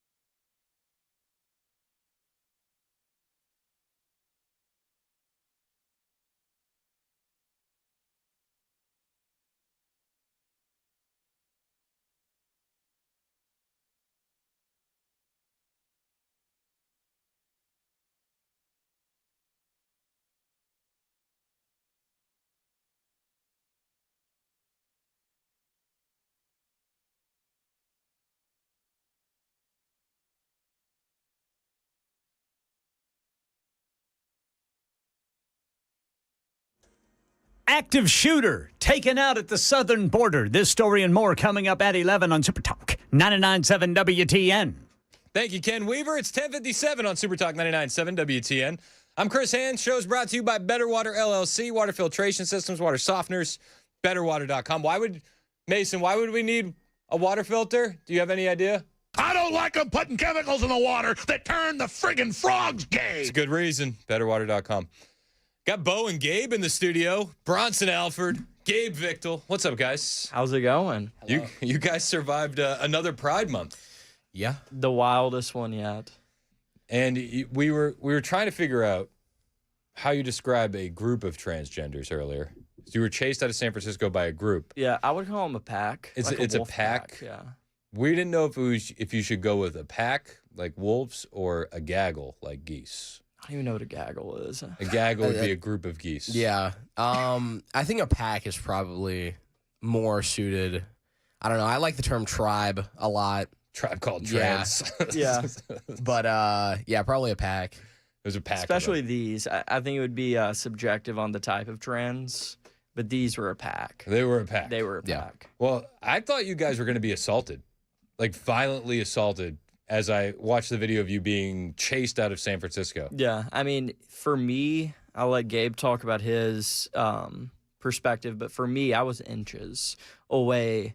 If I didn't move when I did, that metal chain would have hit me. It's crazy. Yeah, but which the funniest part, we can break it down, of course, but actually, I don't want to jump ahead of myself. But let's just say there was a transgender that fell.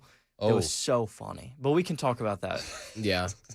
I mean, I don't know. For me, it was just Bo has this thing that he always tells me, which is if I'm getting attacked, I much rather you have a camera pointing at me than trying to help me. You know, so just like keep the camera rolling. So in my head, I'm like, okay, like I will literally put myself in danger just to get like the shot, you know, like I didn't care, you know, there was all these transgenders around me circling me. They threw like the beginning, the part where it started to get a little more hostile, they had thrown like a backpack over me. And I just yanked it down and then it started getting a little more violent, a little intense. But yeah, I mean, like I don't care as long as I'm getting the shot as much as possible, at least trying to. All right. Well, let's we're gonna take a break. We're gonna do the news with Ken Weaver. No, you're good. You're good. You guys survived another Pride Month. 8 different cities throughout the month of June. Yeah, give or take. Something like that. Chaos and 1 near-death experience. We'll detail it on the other side. It's 11 o'clock on Super Talk 99.7 WTN.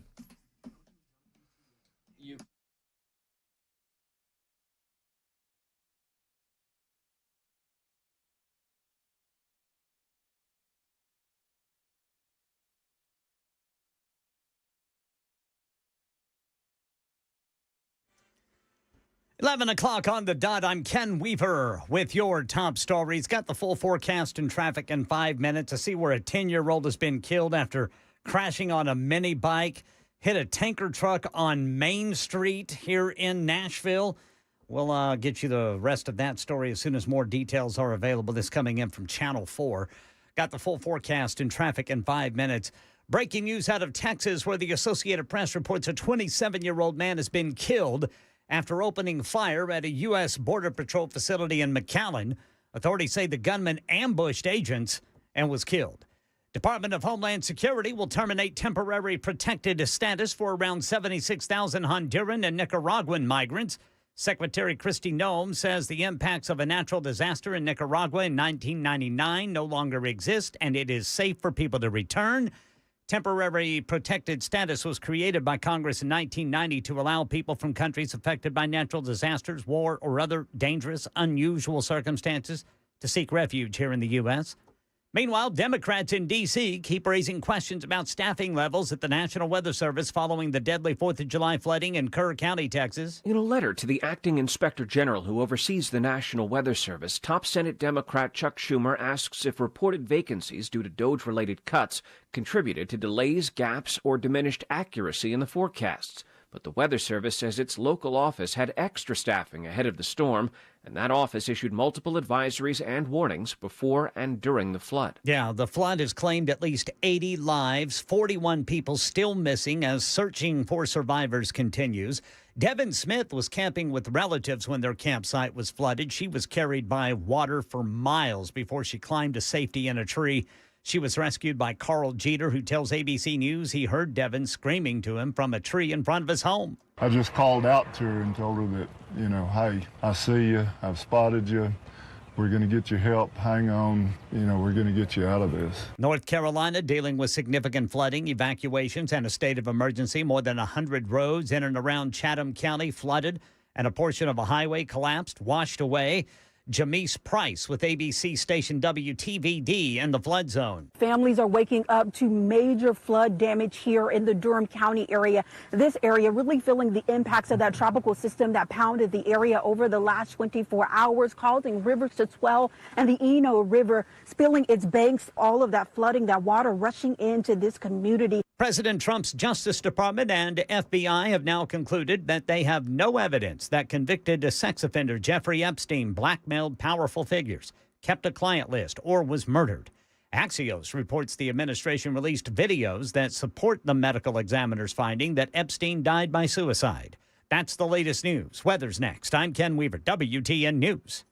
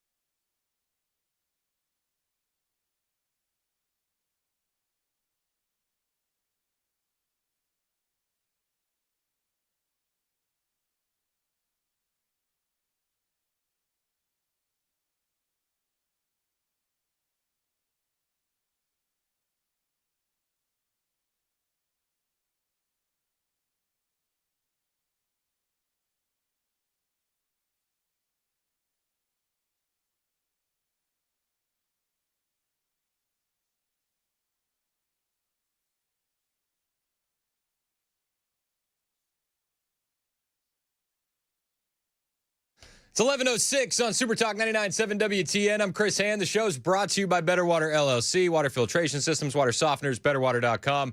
Got a couple guests in studio. My friends Bo and Gabe, Diddle TV. Gabe Victor. What's up, guys? What's up? You guys. What's up? You guys have had a busy June. Yes. Yeah. You've been gallivanting around the country. I don't even know what that word means. It's just like fancy travel. Yeah. Walking. Yeah. Okay. Yeah. You guys have been just gallivanting around the country, going to every Pride festival that you can go to. What have you learned? America's really gay. Yeah. Flip that. I don't even know where to start. It's hurt my brain. It hurts my head to even think about the month. There's so much. Getting back to Tennessee, regular people, don't take it for granted. Don't take your life for granted. If you go to the grocery store and you see a married couple, a heterosexual married couple, just look and smile. Know to be thankful. Look, I remember the days where you saw a pregnant woman and you used to go up to her and say congratulations. That needs to like come back. Yes. Because I do not recommend what we did to anybody ever. You don't need to be going to 7, 8 Pride festivals in a month. My physical health is, probably worse off. My mental health is worse off because of all of the things we saw. And your spiritual health will be tested. Like you don't know how badly I needed to go to church every single Sunday. Like, even when we were in San Francisco, like, I made sure I got up and went to Mass on Sunday because Was it a weird church in San Francisco? No, it was actually beautiful. I know this is a little off topic, but God has a very funny, he has humor, I think. I think so, too. And the Sunday that I was in San Francisco, I went to St. Peter and St. Paul's Catholic Church, and it just so happened to be the solemnity of St. Peter and St. Paul, so like their feast days in the church. Yeah. And, it was a beautiful Catholic church. I'll show you later some pictures. No gay stuff around, nothing. It was just so peaceful inside. There wasn't a lot of people, and it was very good for the soul, to get to go after. Well, yeah, that's the yin to the yang of what you experienced the day before in San Francisco, which was your last stop on your Pride World Tour. Yeah. And I said from the beginning, I think I said it on the show before we went, San Francisco is or was going to be the Super Bowl. Yeah. Our you put a gold star travels. next to that one. Yeah. So break down San Francisco for me. You got in. This was 2 weekends ago. Yeah. Okay, so you get in Friday. Actually, I think we got in earlier than that. I think it was Thursday. We got in Thursday, yeah. It was a long trip. But we get in, and first thing I noticed was it's an ugly city. And you're supposed to... Because it's not like Full House anymore? Yeah, it's nothing like Full House. The weather, which, this might be an unpopular opinion, but I wasn't a fan of the weather. It's midsummer and it's freezing. I had to have a hoodie on. It's like 50 degrees. Yeah. And I'm like, what is this? People said they moved for the weather, but I have to have a hoodie in the middle of summer. Didn't make sense to me. So I wasn't a fan of that. Bunch of foreigners, which not to be racist, sure, foreigners, but there's a point where it's like you're trying to look for white people. Yeah. Which is weird. There was not a single white person, period, like when we were walking around. Like everybody was, and I don't know if it was because we were near like Chinatown or whatever. I don't think we But were. every single person was Asian, Indian, Hispanic, and black. There was like not a single white person there. Interesting. And they wouldn't speak English either. We got in one Uber, and this was during Pride. We called an Uber, and because the roads are closed, I had to call him to try and coordinate where to pick us up at. Yeah. And this guy answers the phone and then like screams some foreign word and then hangs up. Oh. Yeah. And then he texts me like 5 minutes later, and he's like, I can't get to you. I wanted to respond, well, no, duh, that's why I called you. But then I saw it said translated using Google, and it was in Chinese. And so anyways, finally make it to him, and he just dead silent. He's like... So it really felt dystopian being in a city. It didn't feel like you were in an American city. It felt like we were in a different country, basically. Yeah. But yes, we're getting off topic a little bit. San Francisco Pride was horrendous. So where is it in San Francisco? Is it like right downtown, city square kind of thing? Well, basically the entire city. There was not a part of the city that didn't have pride flags. Okay. So even if it wasn't affiliated with the parade, it felt as if it was. But as soon as we get to the parade on day one, it was the Trans March, and it was just a huge park with, I would say, thousands of people. Yeah, it was thousands, bigger than World Pride in DC. Like people were saying, World Pride. I saw Matt Walsh even covered it. He's like, oh, the numbers. They said there was going to be 1 million, and there was only 30,000. There was not 30,000 people in DC. First off, but San Francisco probably had close to like 15,000 people. It was filled. It was insane. And the first one I saw was the first completely naked person I saw. I was like, holy crap, here it is. This is what we heard about. So I pull out my phone, start weirdly videotaping a naked man to cover it. And then next thing you know, we get in and it's like, wait, here's another one. Here's another one. Here's another one. And now it gets to the point of I'm not even like wallpaper. Yeah, it's not. It's like normal to see these naked people. Everyone was nude, basically. Like the amount of just women who were completely topless running around, the amount of guys whose dongs were just hanging between their legs, out in the open in front of children. Like there was kids there too at this park. And plenty of them. How old are these kids? They range from like newborn infant to 13. 13, yeah. Dude. And nobody bats an eye. No one. It's completely normal. And some of the nudists were very weird too, beyond the nudity. Yeah. They even had, one of them had snakes over their shoulder. Yeah. That's my number one fear. Put me in a serial killer's room before a snake. So I flipped out. Not only is he naked, but he's got a snake on him. He had 2 snakes on him. It was hilarious, though. I mean, when Bo was freaking out about the snakes, I was like, dude, listen, I'll go over there and take the picture, which I think a lot of people probably saw that on Twitter. But, yeah, I mean, it was disgusting. I mean, that we then, Ubered to the trans march end. So they basically marched all the way to what seemed to be like a ghetto. So a friend of ours... Wasn't it called like Tenderloin? The Tenderloin. So a friend of ours came with us on the second day. Only San Francisco would have neighborhoods named Tenderloin. Yeah. Well, allegedly it's like the most ghetto part of San Francisco, right? So we didn't know that. We went down and it's like lawlessness. Like there was no police officers there. The marchers were blocking traffic like completely on one of the ends of the march. And then when you kept walking through, they were all climbing on top of the street signs, and they were climbing on top of the dumpsters, the dumpsters, and dancing and everything. Looked like Cleveland after LeBron won the championship. Yes, I mean basically, yes. yeah. But yeah, there was no police presence. Everybody there was like half naked. And then Bo got into an interaction. So that's where. So you guys are in that terrible area, Tenderloin, the Tenderloin. And that's where you're almost assaulted by the gaggle of transgenders. Yeah. Wolfpack, but yeah. Wolfpack. Yeah, that's where all hell broke loose. It's important to mention before everything went crazy, I thought it would be fun, because I was trying to enjoy my time. As weird as it sounds. I thought it'd be fun to get on a dumpster with one of them on a dumpster and ask or do an interview on a dumpster. Yeah. And so I get on the dumpster with this lady, and she describes San Francisco as anarchy. Yeah. I think that's important to mention.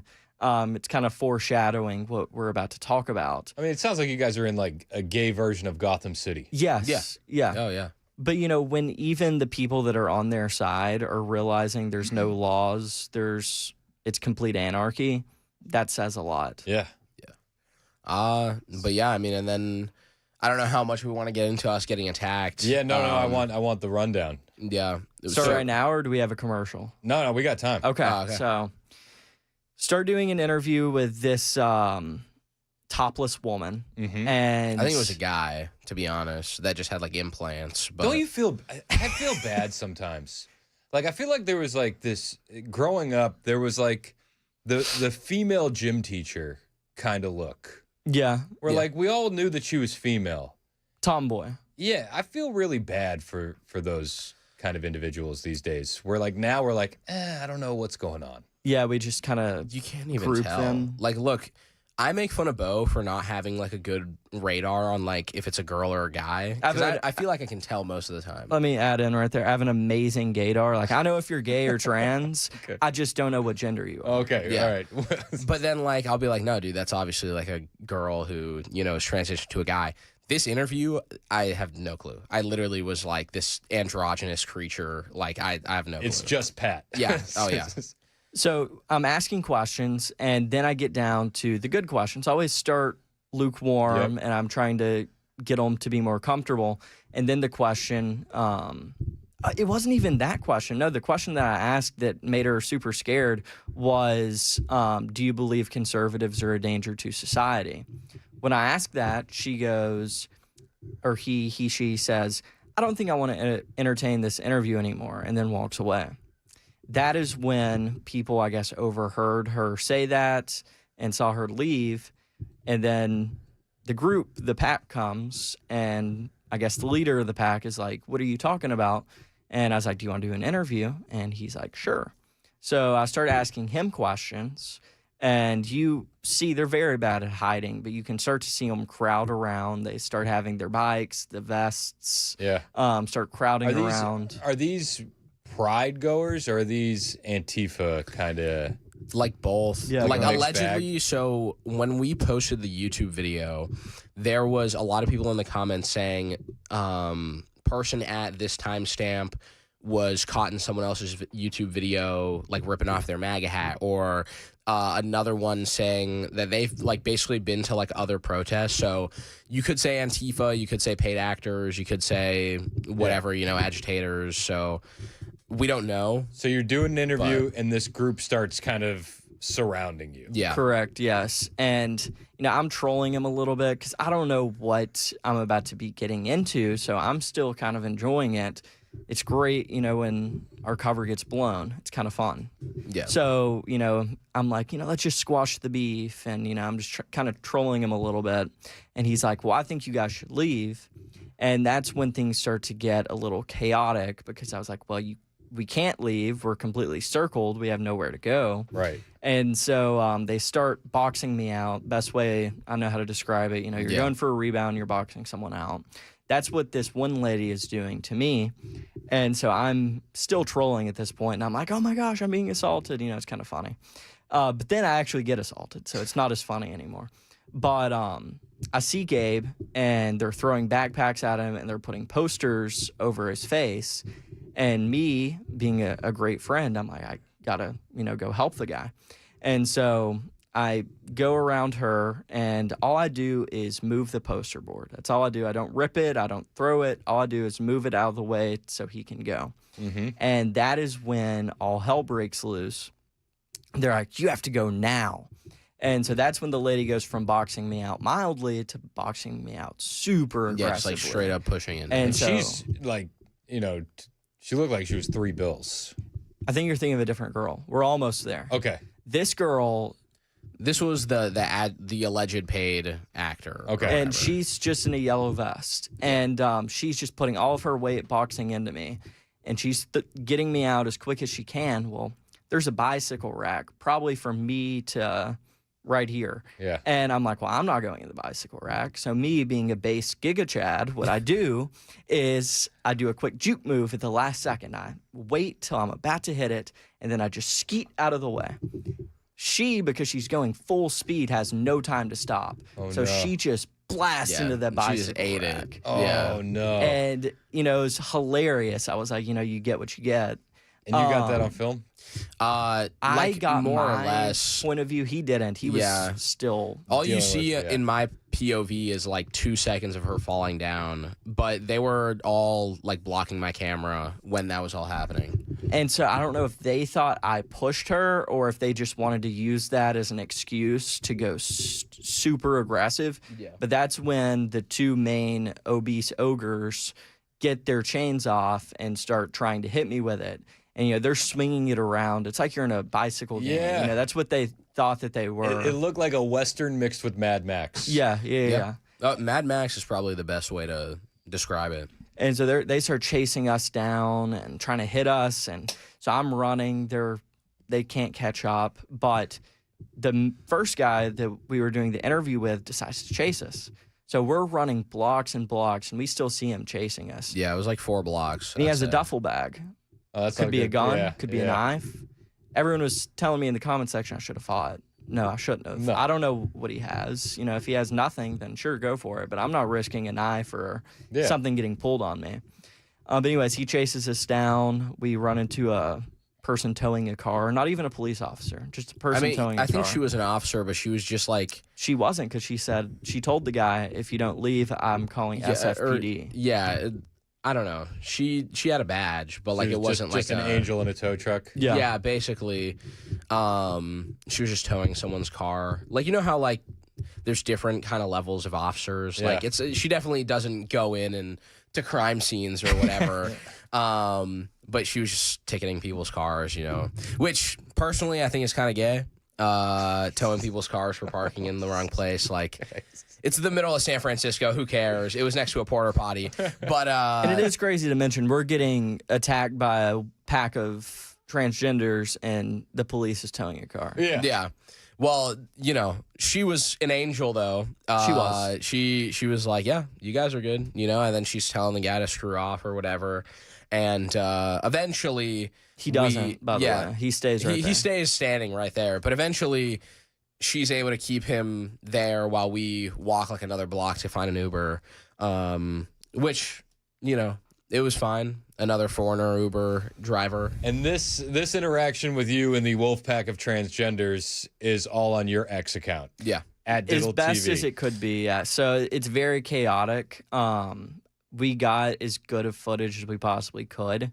But when you're getting swung at, I'm not just going to stay with a stable view. Yeah, it's kind of chaotic. I think the best view of all of it is probably on the YouTube, just because it has all the angles, and it's edited like time chronologically. Yeah. All right. So Diddle TV on YouTube. Bo Diddle. Bo Diddle on YouTube. Yeah. Diddle Two TV T's. on X. Two T's. Two T's. B-O-D-I-T-T-L-E. All right. You guys are going to hang out for a little bit, and we'll have more story time with Bo and Gabe on the other side. It's 11:23. This is Super Talk 99.7 WTN.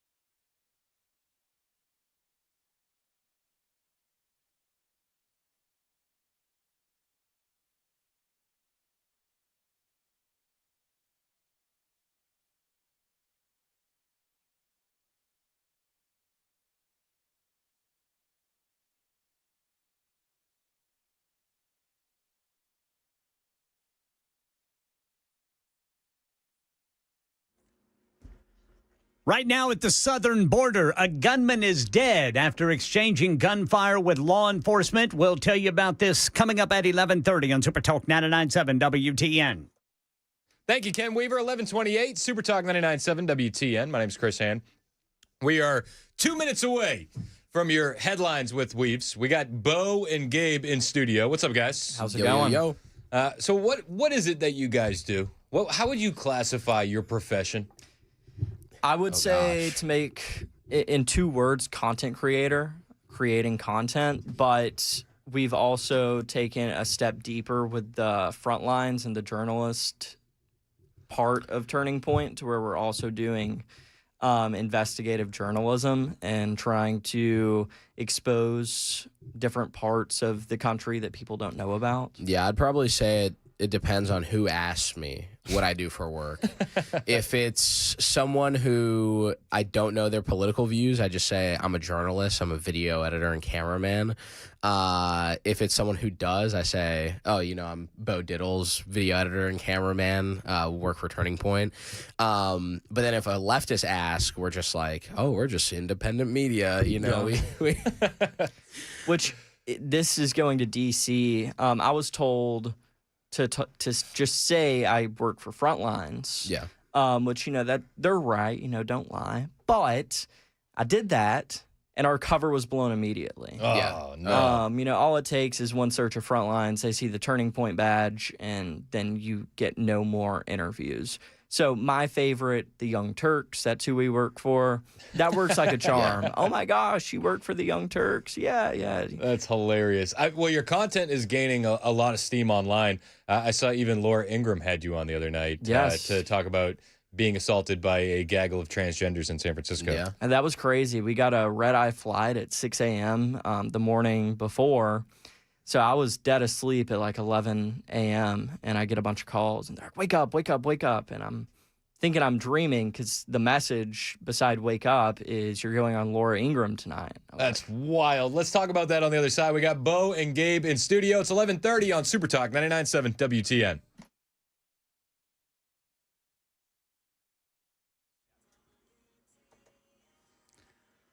$11:30 on the dot. I'm Ken Weaver with your top stories. Drivers, we've got a vehicle fire in Smith County right now. This is going to impact you if you are going to be 40 eastbound or on 40 there in Smith County.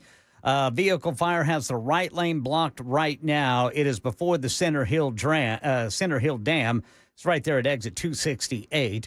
Then we've got some milling and paving work on Old Hickory Boulevard, both east and westbound impacted between Highway 100 and Chickering Road. And looks like a crash reported now 24 eastbound before Briley Parkway here in Nashville. Right now at the southern border, a gunman is dead after exchanging gunfire with law enforcement at a border facility in McAllen, Texas. 2 officers and an employee were injured. Here in Nashville, a 10-year-old boy is dead after crashing a gas-powered mini bike into a tanker truck, then getting rolled over. Police say Dejan Whitmore of Buena Vista Pike rode out of a store parking lot at 500 Main Street just before 8:30 last night. He crashed into the rear of the tanker truck and then was run over by the rear tires. Police say the contributing factor to the crash appears to be the boy's failure to yield, and efforts continue to identify the owner of that mini bike. And officials maintain warnings were issued hours before the rain that caused the deadly flood in central Texas on the 4th of July. Here's ABC's Ginger Z. We know from the AP, they said the National Weather Service offices there were more than staffed. They were staffed extra, actually, which is normal. The National Weather Service confirming to us that that's called surge staffing ahead of a big event like this. The warnings went out starting with the flood watch at 1:18 p.m. the day before. The evening of, the WPC puts out this saying 3-inch per hour rainfall rates. They're saying this is going to be bad. Again, 6 p.m. the night before. At least 87 people confirmed dead, including 27 campers and a counselor, and dozens of people are still missing. That's the latest news. Weather is next. I'm Ken Weaver, WTN News.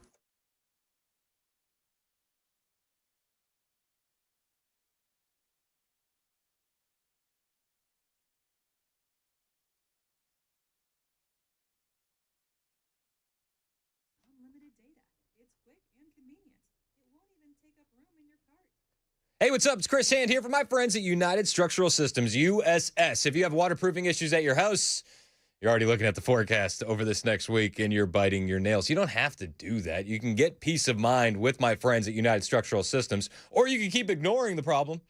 But the truth is, the small problems are never going to stay small, and if you ignore that waterproofing issue, it's going to lead to a lot worse. You're going to get some mold in your crawl space. You're going to get some wood rot. You're going to lead to foundation issues. You don't need that. What you need is an expert coming to your home. Call USS today. You're going to get that expert. You're not going to get a sales guy worried about a quota. You're going to get somebody worried about your home. These guys have helped over 30,000 homeowners in Middle Tennessee and Southern Kentucky, and they can help you as well. Whether it's foundation repair or waterproofing, USS are the guys to call. They'll stand behind their work with warranties you can trust. So if you see the signs, don't wait. Call USS today, 615-488-7855. That's 615-488-7855. United Structural Systems, keeping homes dry and stable. USSTN.com.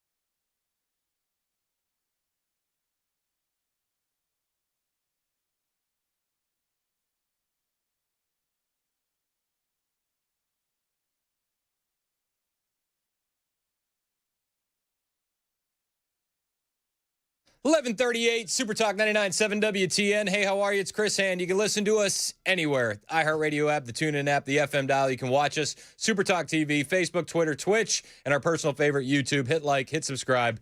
Help us get that digital footprint as big as humanly possible. It'll help all the hosts on the station, not just me. So head over there and do that. We're in studio now. We got Bo and Gabe joining us in studio.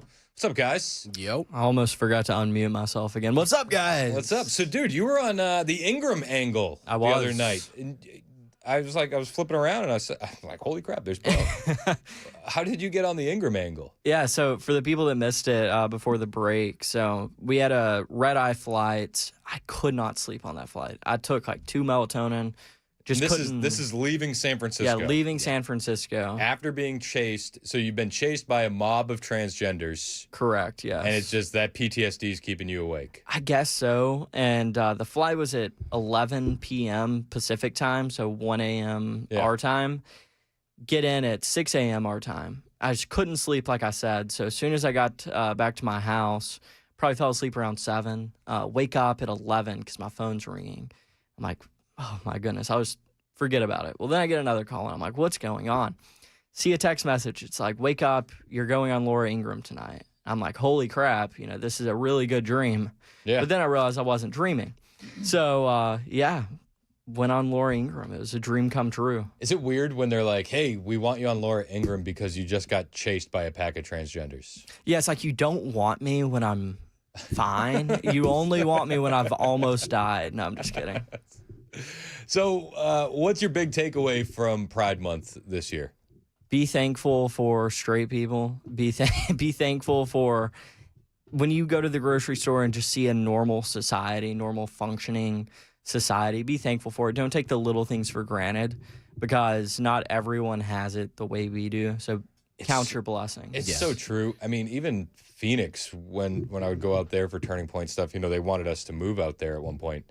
And I remember going into a grocery store, and it's like, there's so many transgenders in here. I felt like I'd be better serving my kids if I was bagging groceries in Tennessee than, being the media director for Turning Point in Phoenix. Because you can't put that toothpaste back in the tube. Mm-hmm. Yeah, no. And so many people just want to bring their kids to these events. It's sad. Look, the second day of San Francisco was arguably worse, at least mentally. Because there was just so many completely butt-ass naked old men around children, and I don't even know, what do you do? Because they're just like, oh, this nudity isn't sexual, but, they're literally jerking off, in the open, I mean, there's a few points to build off that. One, it's important to mention I would say 95% of the nudists were old men. It wasn't like it was a trend. Sometimes if you see one younger person doing it, other people will follow. That wasn't the case. It was all older people. So you question what's the motives behind that. Second thing is how proud they were. There was this one guy that I wish I could get out of my head, but he was, kind of pushing it outwardly, if you get what I'm saying, kind of leaning it back, trying to push it outwardly. And people were wanting to take pictures, and he was intentionally trying to get them to touch it. What? Yes, and these are, I'm not going to say for certain they were minors, but they were on the younger side. Yeah. An old man is trying to get to touch him. And then, of course, what he had mentioned, pleasuring themselves just in the middle of the street. And we're told this is fine. And we're told it's fine. We're told it's child-friendly. We're told that this is the new love and acceptance movement. If you don't love them, if you don't accept them, you're a transphobe, you're a homophobe. Yeah, you're a bigot for not wanting old men to pleasure themselves around little kids. You guys are Gen Z, so... Yeah, Zoomers. But does your generation...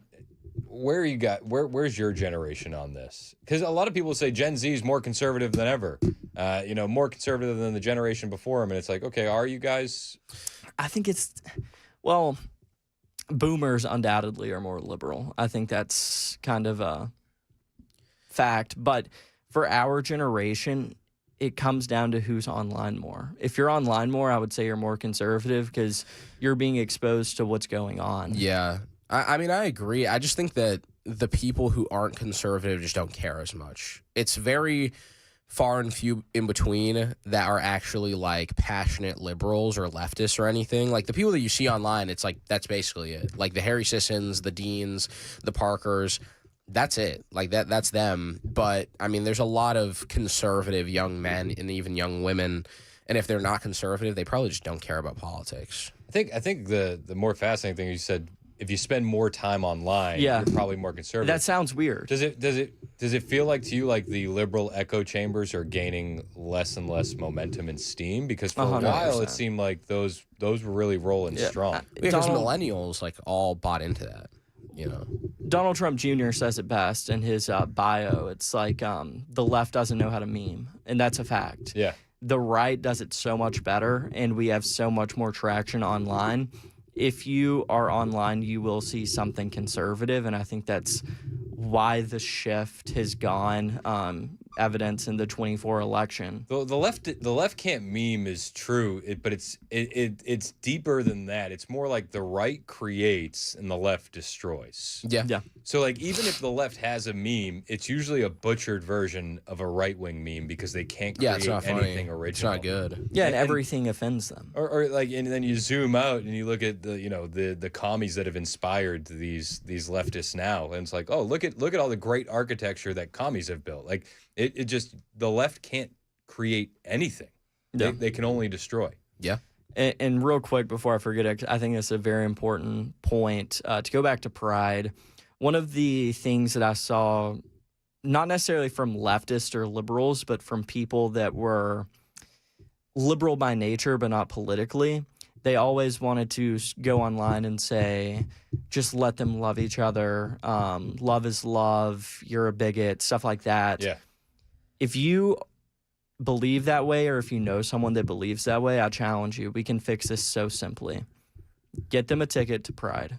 That's it. If they have that opinion, I promise you, unless they have other motivation, if you put them in a Pride parade, their point will change. Interesting. Anyone that has that opinion has not been to Pride. If you go to a Pride parade, you will not think that way anymore. Well, it's you can do that with so many other things, like the pro-choice crowd. It's like, have you ever seen an abortion? Yeah. Well, that'll change your mind very, very quickly. Yes. Very quickly. All you have to do is present actual evidence, though many on the left don't want to look at actual evidence. Yeah. You haven't done just pride parades. You were also in D.C. over the weekend for the 4th of July. Yeah, refuse fascism. Yeah. So how does the anti-American protester crowd differ from the pride-going party crowd?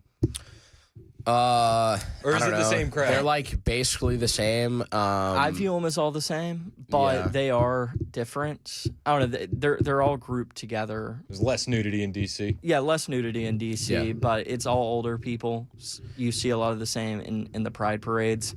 Gabe made a great point. You remember when this was on camera, where the guy was saying, we just don't want to instigate, and you made the point of you're the one instigating. Like it was just BS, like what they were telling us, because we had about 5 interviews that went completely fine. And this like is in D.C. This is in D.C. So we go up to people. First off, we always ask if people want to get interviewed, okay? Like 99% of the times, we ask them first, do you mind if we do an interview? They say yes. And they might even ask us, like, who are you guys with? We say Frontlines. And the interview went fine. We had 5 like normal interviews that were completely fine. The media director lady comes up to us, asks us who we are. We were kind of, we were just saying Frontlines, kind of going back and forth with her. I guess she didn't believe us much. And then eventually somebody else comes up to us and is like, I want to see like the page. And they see Turning Point, they get all mad. But the guy was telling us, he's like, well, you guys are instigating like here, we're just having a peaceful protest. And I like asked the mic to get the mic from Bo, and I was like, what do you mean? Like, we're not instigating. You guys are the ones that came up to us and are stopping every interview that we're doing. This wouldn't be an issue if you guys weren't making it an issue, because nobody has gotten mad. Nobody's gotten upset at our interview. Our questions were very mild. And we even had a guy that Bo interviewed right next to us, and Bo went up to him and was like, did we have a civil interview? And he was like, yeah. And he was like, you know, it was fine. Maybe some of the questions were a little hard hitting, but we were civil. He told me who he was. Like, he wasn't lying about anything. The guy just said the only thing he was worried about is the editing. And as Bo's editor, everything basically goes out raw. Like, I swear, I will never cut an interview to make it look weird. And it's important to mention, when they're telling people not to interview with us, they're not saying, hey, don't interview with them. They're saying, hey, these are right-wing fascist Nazis. Yeah. Don't interview with them. So who's the instigator? The ones saying, hey, can we get an interview? Or the ones pointing at people saying, these are fascists, these are Nazis? Yeah. I mean, they were on the stage talking about free speech this, free speech that. And they're cutting down our freedom of press, freedom of expression. So, yeah, it was stupid. I thought that the kid, you know, I guess he was just doing his job or whatever, that guy. But it was idiotic, to be honest. Yeah, he's saying don't instigate, as his fellow people are saying, hey, don't talk to them, they're fascist Nazis. Right. Yeah. And their name is Refuse Fascism, as they are denying. What was the overall vibe of that protest? Sad. Really? Yeah, Dude, what are you doing on 4th of July? Like, why don't you just go to a barbecue or something? Why are you protesting? Is the energy lower with the protesters now than it has been? Do you feel like the energy? This was a very low attendance protest. Yeah. I was expecting it to be massive. It's 4th of July. It's Orange Man Bad. Yeah, I mean, they had barricaded the White House, so I thought, who knows, maybe something crazy is going to happen. That's why I pushed to go. Yeah. But I would say maybe 150. A lot of familiar faces, too. What have you seen the protest crowds dwindle? Is this kind of like a trend? Because you guys have been at it now, I mean, really, it's with Turning Point since the DNC. Yeah. So you've seen a good chunk of protests. Have you seen the crowds shrink? I have. What I would point out is the ones that always do good are the ones with a lot of sponsors, which kind of goes to the point of maybe they're paid actors, maybe they're not. But the ones that's like put on by Refuse Fascism or Indivisible or 5051, those, if that's the only people hosting it, very small. But if you go on their website and it's got a full list of sponsors, if you ever see Planned Parenthood sponsoring it, expect a huge turnout. Really? Yeah. What's the rationale behind that? Is just the way it works? Funding. Yeah, that's funding, what I would say. And I'd probably say, like, FOMO from advertising. Like, a lot of people, like, they see an ad and they have FOMO, so then they go. Interesting. Do you feel like the funding has become a major issue at these protests, or a lack thereof? Like an issue for them, like a lack of funding? I mean, yes. Obviously, the old people who are, like, retired are still going to go anyways. But, yeah, probably, like, for the younger crowd, they're not getting as many out there. Right. Sure. I would say right now, yes. But, you know, evidence points when Trump was newly elected, there was a lot. And I think there's going to be a lot more as we get closer to 26. And then massive when we get closer to 28. We'll see more funding. Yeah.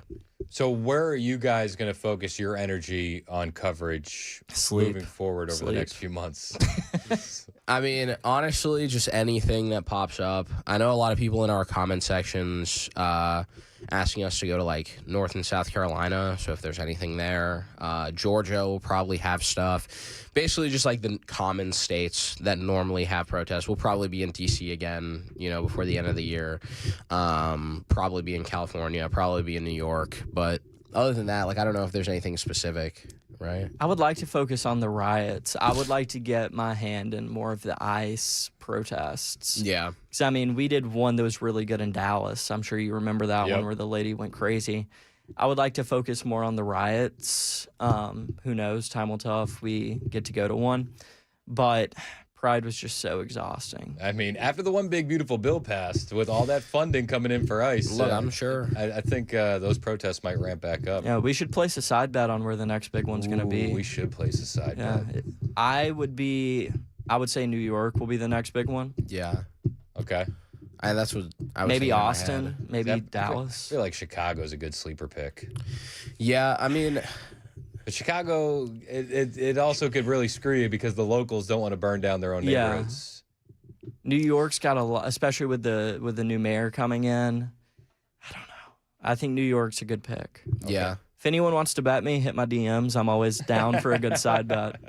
He is. He 100% is. We got Bo Diddle and we got Gabe Victel in studio. Where can we keep up with all of your protest footage? Where can we find everything that you guys are doing and putting together? At Bo Diddle, BODITTLE on Instagram and YouTube, and Diddle TV, DITTLE TV on Twitter. All right, guys. Well, hey, I appreciate you coming in with the tales from the road, as always, and we'll have you in again here in a couple weeks once you get some more protests under your belt. Let's do it. All right, Bo and Gabe, it's 11:53. This is Super Talk 99.7 WTN.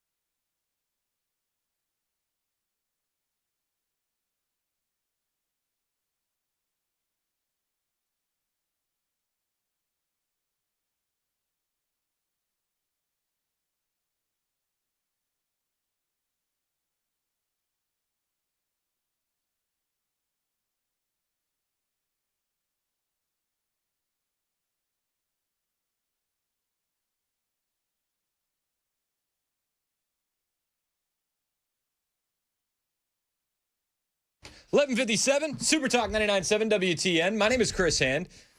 Thanks to Bo and Gabe for coming by. Chad Benson's in studio now. What's up? What's up, dude? You have a good 4th of July? It was pretty good. Relaxed. That's all I wanted to do. Yeah? Yeah, that's it. That was it? We just relaxed. We ate too much, golfed a little. That was it. I love it. Yeah, nothing too spectacular. You know, my son, he's taken off. He's been here for like 5 weeks. He's leaving today. Oh, that's a So bummer. we hung out and golfed on Saturday, and it was a quiet weekend. That's all I wanted. He fell in love with Tennessee. He loves Tennessee. This is the second time he's been out here since we've been out here, so he loves it here. Dude, it's the best state. Yeah, but he can't wait to go home back to California because he is into bikes, and he's got a new Suron that he got like 3 days before he came out here, and that's all he wants to do is bike life, man. It's all about bike life. Hashtag bike life. Hashtag bike life. What is a Suron?